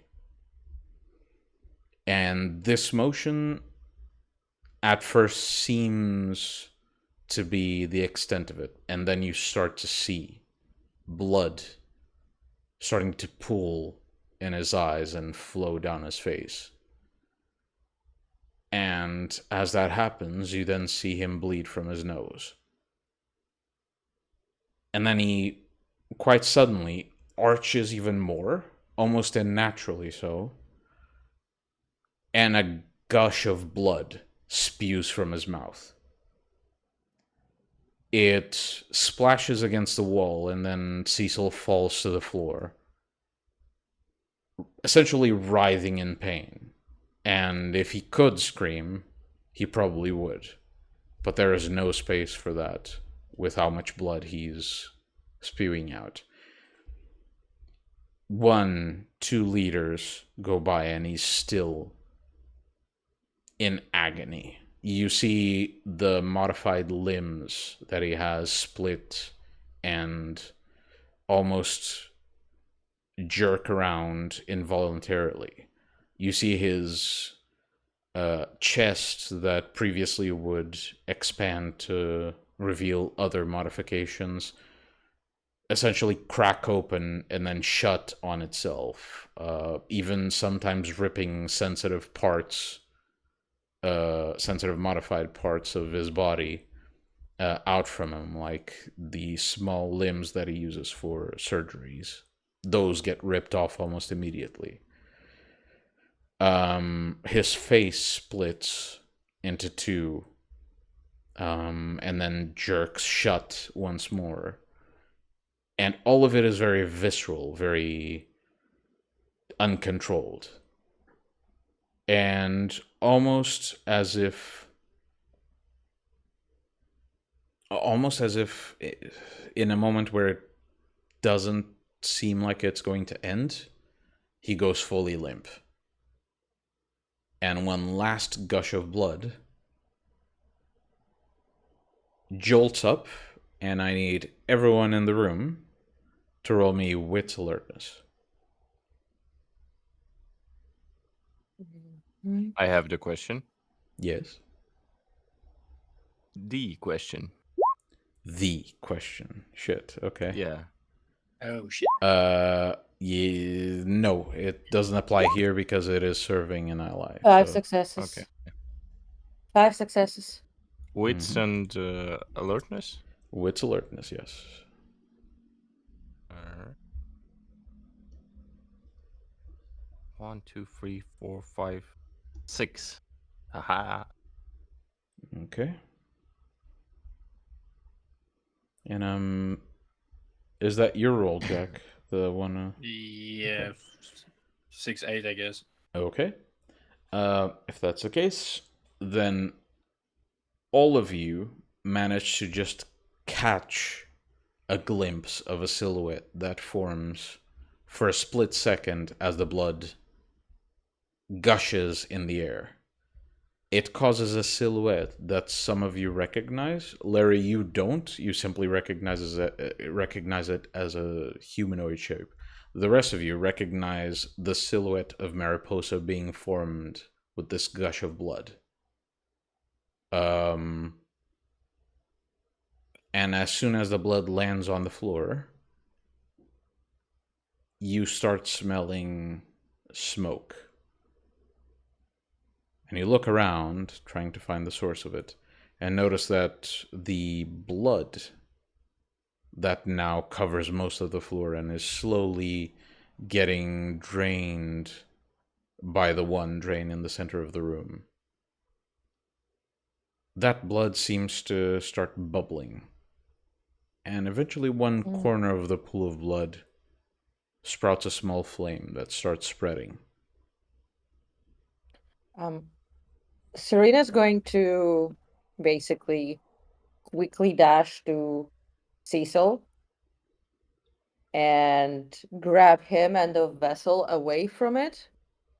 Larry will do that too. As you help Serena, well, as both of you basically try to drag Cecil along with the vessel out of the room, you notice that as Cecil is sort of curled up, at first he seemed immobile, but now you notice that he's sort of like shivering. As soon as we basically manage to get him out into the safe area, I'm going to basically, because basically me and Larry are currently in very high risk of diablerie, I'm going to put the vessel right in front of his mouth. Okay. And as you do, you place the vessel in front of Cecil, and a smell catches your nose now that you're out of the area with the contaminated, burning blood. Yeah. As you look to Cecil, whose mouth, nose, eyes, and several points in his body, like the fissures in his face and limbs, as his body is basically covered in his blood, you catch a scent that immediately sort of feels enticing. You haven't had a hit for a very long time. I'm going to just use celerity to like move out Okay. to the top. Away. I'll allow you to do it if you spend a point of willpower to do it, because you're gonna have to hold off the impulse. Yeah, I spent a willpower point. Okay. Well, Larry, as you help Serena set Cecil on the ground, you notice that as you let go, Serena seems to still be holding on. And as you try to process what's going on with her, you notice that her fangs are out and she's staring at Cecil's blood-covered face. And for a second, she just shuts her eyes, seems to focus, and zips out of the basement. And then basically Abel receives a message from Serena. Feed him blood. Feed him the vessels. Bleed his blood off. I cannot be there right now.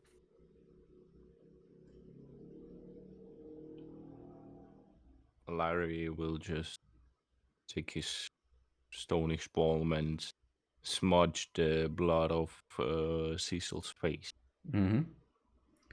And what is Jack and Abel doing? What are Jack and Abel doing? Abel's reading a text. I'm trying to remember anything about burning fucking blood I know in rituals. Like, should I extinguish it? Or like, nah. Right. Maybe you can look inside the room, what's going on. Well, you were gonna say something, Abel? Yeah, so looks like Serena wasn't feeling all that well. It might be the sight of all this blood. And would like us to proceed. Let's try to reinvigorate our Ductus. Oh yeah. But let's try and Actually, you once know I'm up there, Miguel, Mhm. once I'm up there, I'm actually gonna do a very simple mod. Just let Okay. Abel finish, and then we'll Yeah, get sorry. into that. It's okay. But let's try and keep this as civil as possible. We might have use for these individuals. Larry will just take the body of some vessel by the scruff and just push it into Cecil's mouth a little bit violently, maybe. Okay. A warning ahead of time. If you do this knowing the risk that you're warned about, that he's gonna basically drain this person, you are dooming this person to death. I feel like at some point, if I feel that he's going for the drain but not for the drink, I will push him away and take the second vessel. Okay. So After some time, Serena returns, and everyone notices that her her nostrils, they have a thin membrane over clothing them. She essentially closed off her nostrils. Also known as very poor nose job. Does the sight of blood trigger you too, or no? well, No, a lot of things. it's just gay night, vitae. It's a smell. I'm not hungry right now. Point of order. Don't you have like taste buds that on your tongue as well? That kind I'm of. not licking Cecil, am I? Oh, Not right now.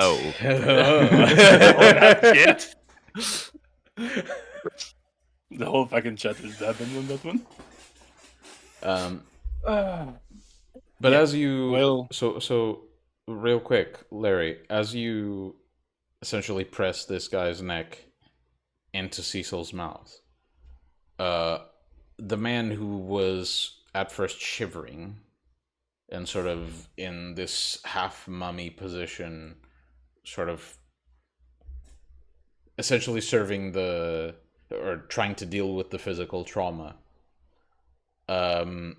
immediately, faster than your eye can actually spot, it's almost like his arm split into two, and with the four limbs that he just created, he basically pushes the vessel into his mouth and starts drinking ravenously.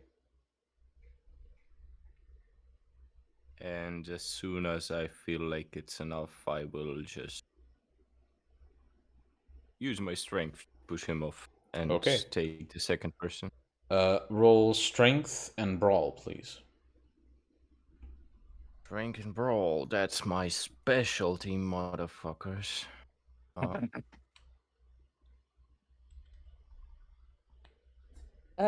Serena's going to look at Larry. Like, Larry, let him.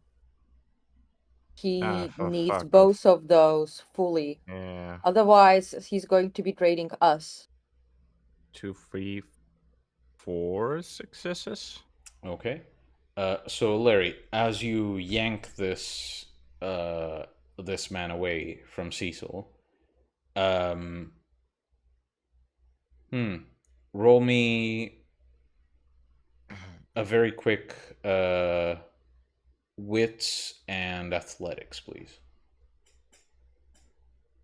Wits and athletics, that's an unbelievable one. you're throwing a man. 2. Okay. So as you pull this this vessel away from Cecil, Cecil seems to hold on to it, and you kind of have to like almost pry it, And as you're prying, eventually his mouth lets go of the vessel. The vessel's completely empty. And he grabs your hand and starts trying to bite into it. And you basically yank your hand away and start backing away and barely escape. Serena basically grabs the other vessel and offers it straight to Cecil. Cecil basically catches the vessel as soon as it approaches him, like pins it on the ground and puts his fangs through the person's shoulder and starts hooving the fucking blood out of it. Is the vessel that I was trying to wrestle off is dead? Unless it gets like a blood transfusion now, yes. Larry is just silently fighting his mentality not to slap Cecil for this. Okay. And yeah, Cecil seems to devour the second vessel. In the meantime, Jack, as this commotion is going on just outside the room, the flames, as they start slowly puffing up, you wanted to roll, or did you roll something? Or I didn't. I would. okay, then roll into cult with ritual specialty.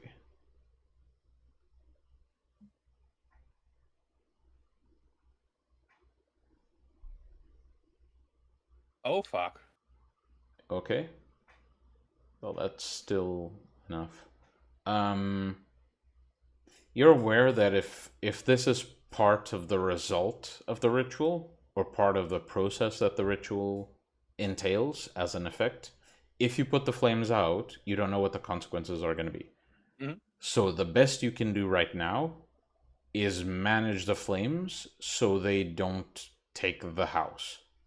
But if you don't want to interrupt the flames that are on the blood, you just want to make sure they don't spread to the house. Luckily, this room is mostly made of stone, so it's not easily going to transfer the heat to the rest of the house. But you need to essentially keep track just to make sure it doesn't spread. Yeah, I'll probably, if it catches onto the pillars, I guess, wooden pillars, makes sense. I'll just put them out with very precise use of shroud.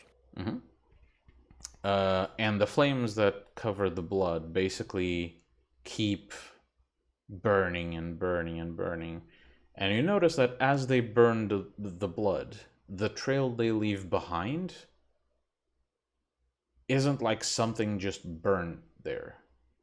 It's more like it leaves a number of handprints, as if someone was trying to drag themselves out of something else's grip, and leaving a bunch of like black smudges on the floor. It's a nasty fucking ritual. And as this fire progresses, Abel, are you doing anything? I'm just frowning in the corner. Abel disapproves silently. Yes. And Serena basically just stands over Cecil so that no one bothers him from eating. You know, more like, like not focusing too much on him.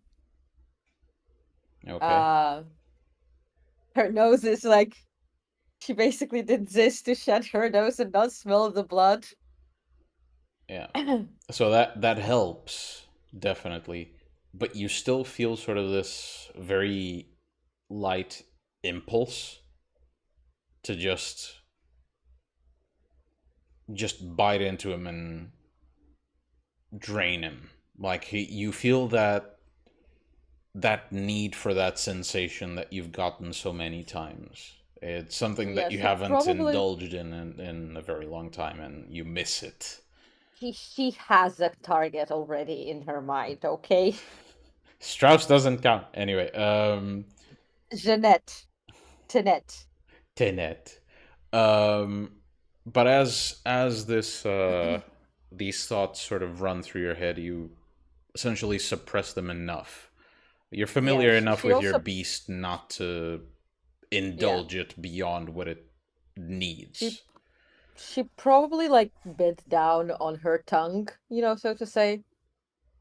With like the fangs that, extended. Mm-hmm. And just sloshes a bit of like blood in her mouth as a distraction. Yeah, it's all you can do to essentially hold on to a fantasy and not make it a reality that you'll regret. And as you do so, eventually you notice that Cecil is sucking on a dry vein, eventually. And eventually, as he's doing this, you start hearing these odd squelch sounds coming from him. Mm-hmm. And when you look, you start seeing him rip flesh from the body and just scarf it down, like ravenously. I'm going to see, do I have another... Abel Another doesn't need to mortal? see this, and he steps out. Okay. Can Jack I is too see... concentrated on keeping the house away from the burning down.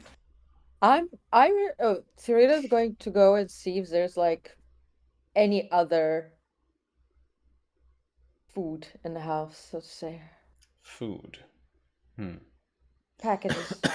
Vessels. Well, you'd know there's one on the table, heavily modified. Yeah. That's about it. Yeah. On the rest of the house, you'd know that there are a few leftover corpses. No live packages anymore. You've used up what you had. I'll There are go corpses, but you also would know that the corpses by now have sort of rotten. If he's doing this because he needs flesh, you don't really think that's fresh enough. So it might work. But... Well, she's going to go and grab the modified discount Schlachter, so to say. Okay. Since he's probably not gonna really want to see it anyway after. Okay. So she's going to see if he wants to eat that one. All right. Well, at the point where you finally bring the Schlachter in, most of the arm of the victim is gone. The shoulder is basically not there anymore, and the head has been completely separated from the rest of the body. The neck is completely gone, and he keeps fucking devouring. And as soon as the Schlachter approaches him, and you sort of like kind of nudge the Schlachter towards him, and the Schlachter sort of seems curious at first and goes up to him, sort of to take a bite out of the body he's scarfing down. As soon as that happens, one of Cecil's arms just jolts out, grabs the Schlachter's head, pulls in, and starts draining it. And it's all like you barely get time to see it. And he does this, and as he drinks, you see the flames in the room that are burning the blood. They start speeding up once more. Mm-hmm. And eventually the flames start reaching the drain and start going down there, but you know there's more blood down there. You can see the light from the flames coming from the sewers. And as Cecil finishes the Schlachter, he starts ripping chunks out of it. Tony, as you have been keeping an eye on this, you notice that the speed of the flames varies whenever Cecil is or isn't drinking blood. Whenever he isn't drinking blood but eating flesh, it goes very slowly. Serena... Hold on. That's moment. yeah. So Jack, you'd wager, because you have been paying attention to all the situation and kind of accounting for how much blood came out versus how much has been burnt up, you'd wager you need about a minute worth of blood drinking rates of burning blood to get rid of all of it. If he's just scarfing down flesh, it's gonna take a very long time to burn through this. One Schlachter is gone.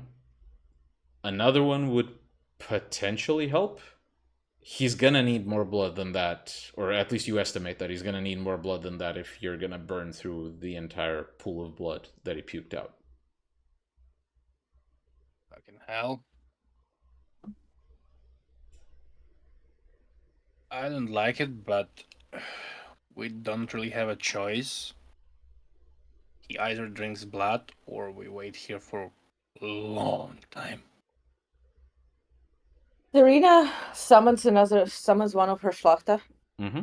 calls it over, and basically just orders it. The one that's like younger, less experienced, Mhm. and she orders it to approach Cecil. Yep. And as it approaches, once again, it's almost instant. Cecil's arm jolts out. He yanks the Schlachter into his mouth and starts draining it. And once again, Jack, you start seeing the light coming from the sewers get a bit brighter for a few moments.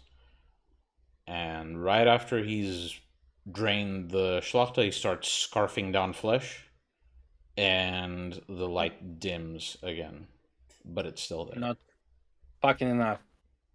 Serena calls her other Schlachter. Okay. Let's give him some Vita.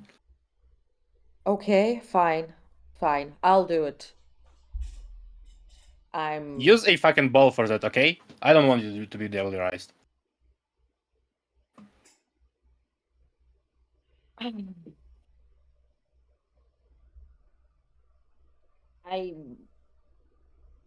Yes, but how do I know how much we will need? Can I count about...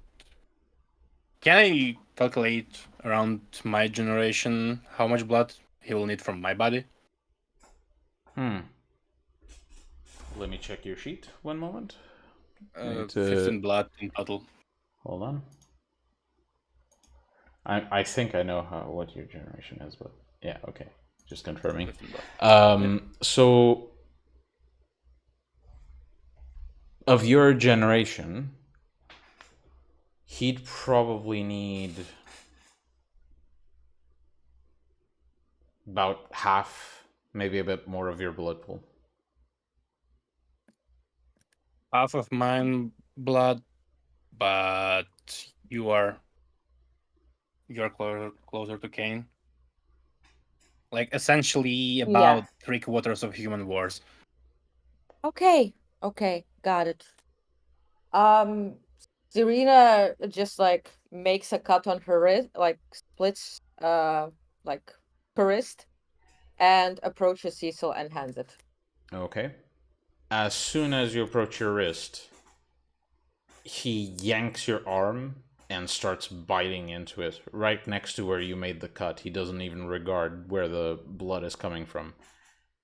And at first it stings like hell, and you'd expect you then feel the kiss and it stops hurting. It starts feeling nice. It doesn't. It feels like someone's setting your fucking arm on fire. I will approach Serena and stand very close by, watching very intently. I stand in a way that I can see Bo's drain hole and the guys down the hallway, and just like gesturing to Larry, just hold on a bit. As he drinks, Jack, you start seeing the light from the sewers emanating brighter. About at the same rate as the Schlachter. And as it burns, I'm going to have to pull up something here. One moment. Let's get this in here. Pull this out. And there we go. So, Serena, I'm going to update your blood pool accordingly. So, you start seeing the blood burn in the sewers, and it burns brighter and brighter. And Serena, this sensation is probably one of the most fucking painful things you've suffered. And at some point, you start feeling really fucking hungry. And it's really hard not to just yank your arm away. But as every time you almost like instinctively pull away, he pulls back. As Do soon I as see lights go Serena's- off, I'm just gonna yank this to fucking lovebird. Well, Tentacles. depends. Serena, are you like actually trying to force Cecil out of your arm? Did it stop burning yet? No. Then no. Do I Okay. see Serena struggling? No. She just sits like with a very like she looks like she's in pain, but she's just like she looks like she's just like, very much concentrating on keeping herself still and just looking at Jack like, just fucking let me know when it's done. You'll know. Larry will just push his wrist Serena's face. Do you wish me to continue? That's a fucking blood transfusion if I ever seen one. I can't drink you. I will drain you. He can drink me. I don't know how old you are. We don't know how old you are. Jack, this is about a human's worth. You're Should old be. enough. Yeah. Larry separates them. You can take. I ran forward and just like stuff my fucking hand into Cecil's mouth.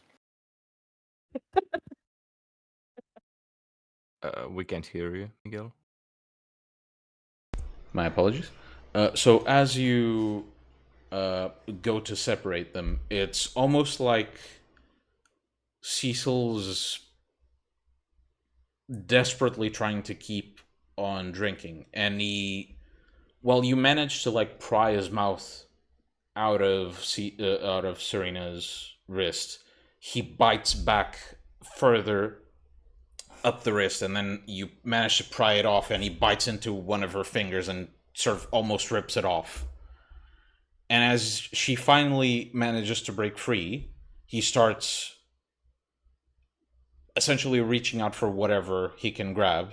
And Jack, you just put your arm out, and he bites into it and starts pulling you, basically pushing you onto the floor almost, and drinking. And it feels like, again, someone's setting your arm on fire. I will account for the blood loss in your sheet. And Serena's just clutching her arm. She's going to like go over to the room and see how much there's left. Like, is it As burning? you go to the sewer lid, the light is burning quite bright. Wait, how were you noting the blood in your sheet, Jack? Was it increasing or decreasing? Increasing. So like, so I had either. Just note how much you had, if you remember. Oh shit! Note a full one. It is a full one. I am a There you fool go. That's fine. because I marked 30 fucking blood. I was at That's this okay. point. I was That's at okay. 11. That's okay. So, the light seems to burn quite bright, and eventually Jack starts looking very fucking hungry. And Shit. the light is burning, but it's starting to slow down. Not a lot, but it's slowing down. Serena is going to that human that Larry dragged away. She's basically going to offer it to Jack. Not now. And be like, drain the ghoul, drain the fucking vessel. I know I'll get the fucking consequences of that one. But at this point, the beast is fucking taking over. I will just push Jack off Okay. and Yeah, probably. offer my wrist. So, Jack, you're gonna have to roll self-control. Yes. Yeah. I will break your hand if you will fail. That doesn't help.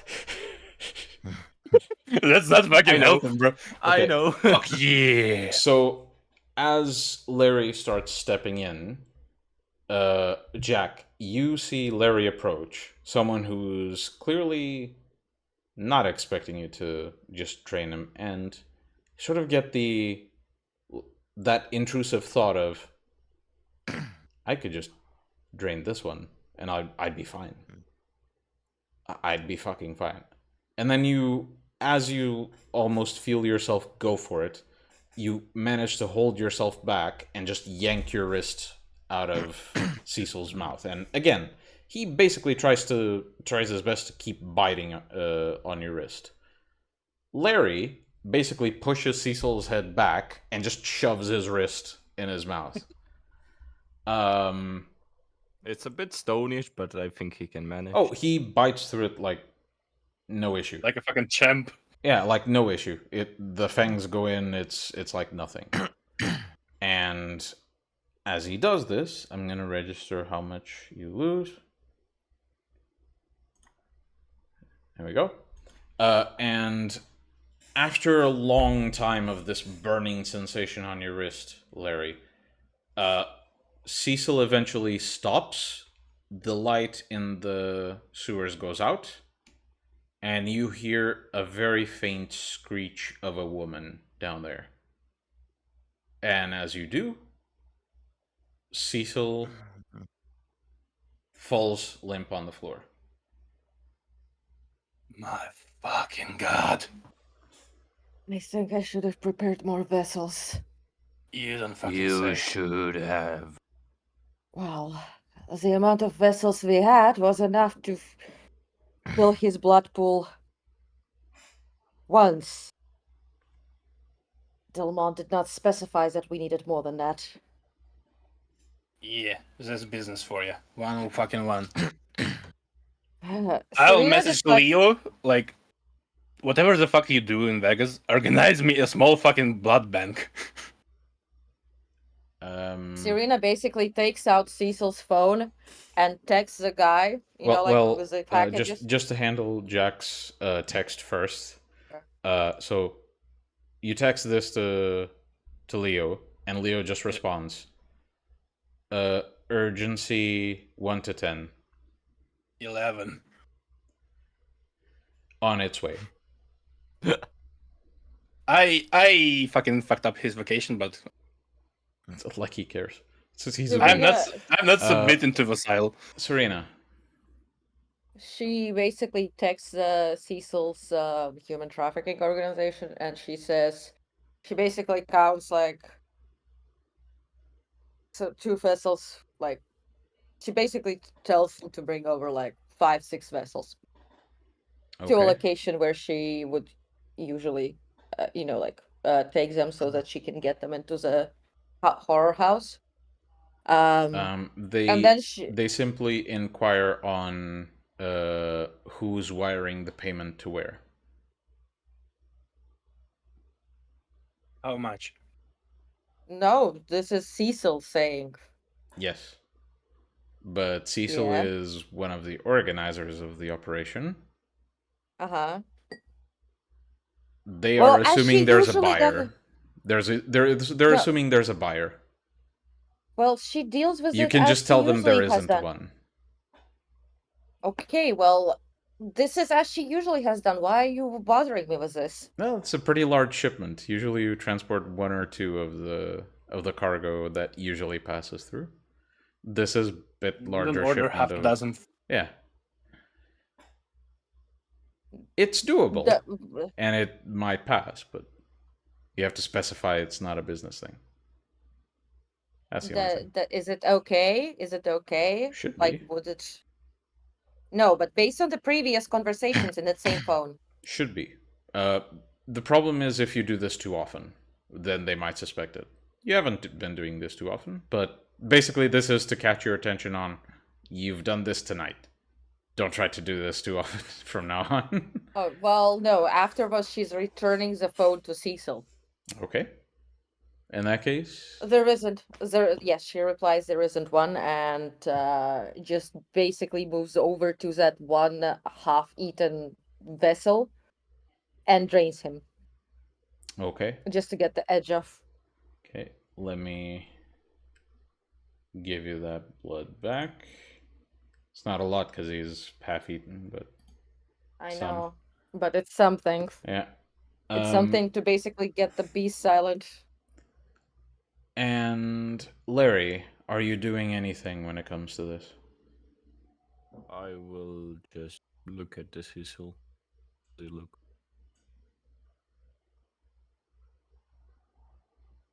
How does the Cecil look? He's not moving. Like, He's not decaying, so he's probably not fucking dead, but he's not moving. I will just gently slap him on the cheek. Any result? No reaction. Larry, don't do that. He is dead. We He's are all not. dead. He is just- cold. Like most of us are. Just don't slap asleep in Kainite, okay? Once Serena finishes draining the corpse, she looks around, and first she basically just like looks to Larry. You good enough to carry him to my room? Larry just picks him up by the scruff, then sees that Respectfully. it's a little bit violent, and just picks up his legs and carries him on his arms. So Abel, as you are outside of the basement, sort of just coming to terms with what you saw, and sort of like pacing and kind of holding yourself, eventually the door opens and you just see Larry looking paradoxically exhausted, because vampires can't actually get tired. You know this, but he looks fucking exhausted. And he's carrying Cecil in his arms, who is not moving and is practically covered head to toe in blood.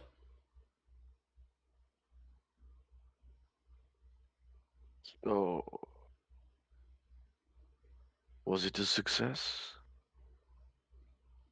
It was, but he is dead. Aren't we all? Why is he sleeping during the night? This could be some sort of mental drain. Okay. Oh, I guess we just need to give it time and see if he comes out of this. I mean, I can't check for a pulse now, can we? saw that you can pour a bucket of water on a person and he will awake. Well, have you ever tried pouring a bucket of water on a person who's really, really drunk. They might not wake up. We can try. Hmm. Well, I don't see it doing any good, but it might be good to clean all the blood off him anyway.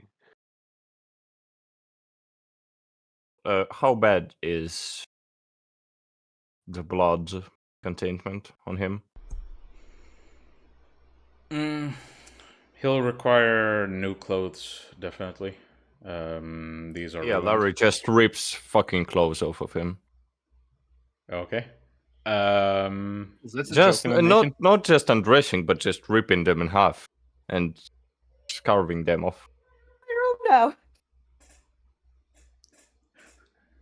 Serena just walks out of the room and saying, "Hey, stop doing my job." Competition. But yeah, okay. You take whatever clothes he still has on that are completely fucking drenched in blood, and most of his skin is still covered in blood, so he's gonna need to, give himself a wash once Do he we have wakes a up. running water here at this point? That's up to you, Jack. It would Well, probably you be guys, just you guys because we have haven't ghouls. gotten electricity and water to the place yet, so Yeah. Sounds about right. When Serena comes out, I'm holding a naked Cecil and go. So wait. Do I need to in give him a wash? wait. Before that, Serena is dealing with the corpses in the basement. Now all her schlachter, which she used for corpse disposal, Is are that currently gone. But there No, one is remaining. No, there is a washed in the basement, in the sewers. So she'd probably know where the washed is, like around, like a general area. But she'd also be smart enough not to like stick around too long. So she'd just like dump the corpses in the area, and like just wait and listen with heightened senses to hear that the creature is approaching,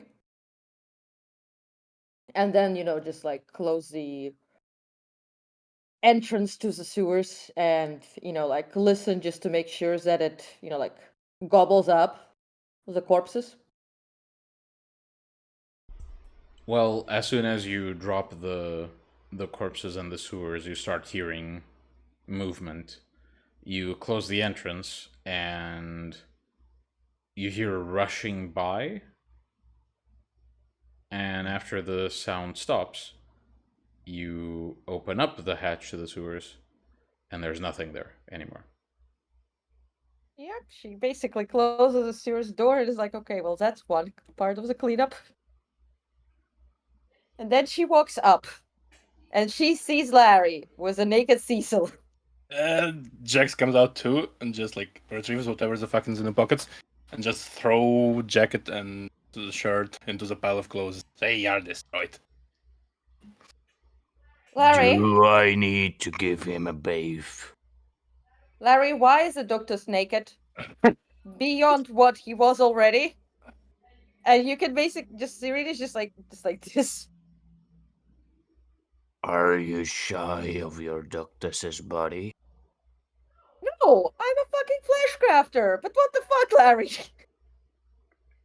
His clothes are ruined. Not only his, don't but have- whatever. We Okay, don't we have don't- running water here. I can take him. No, you're not taking him to the fucking pier, okay? Yeah, we're not doing that. He's resting, he's awakening, then we're dealing with that, okay? Okay. Just put him in my room, cover up with a blanket. We'll deal with the rest when he awakens. It is And- weird. Jack, do you have any spare clothes he can have the next day?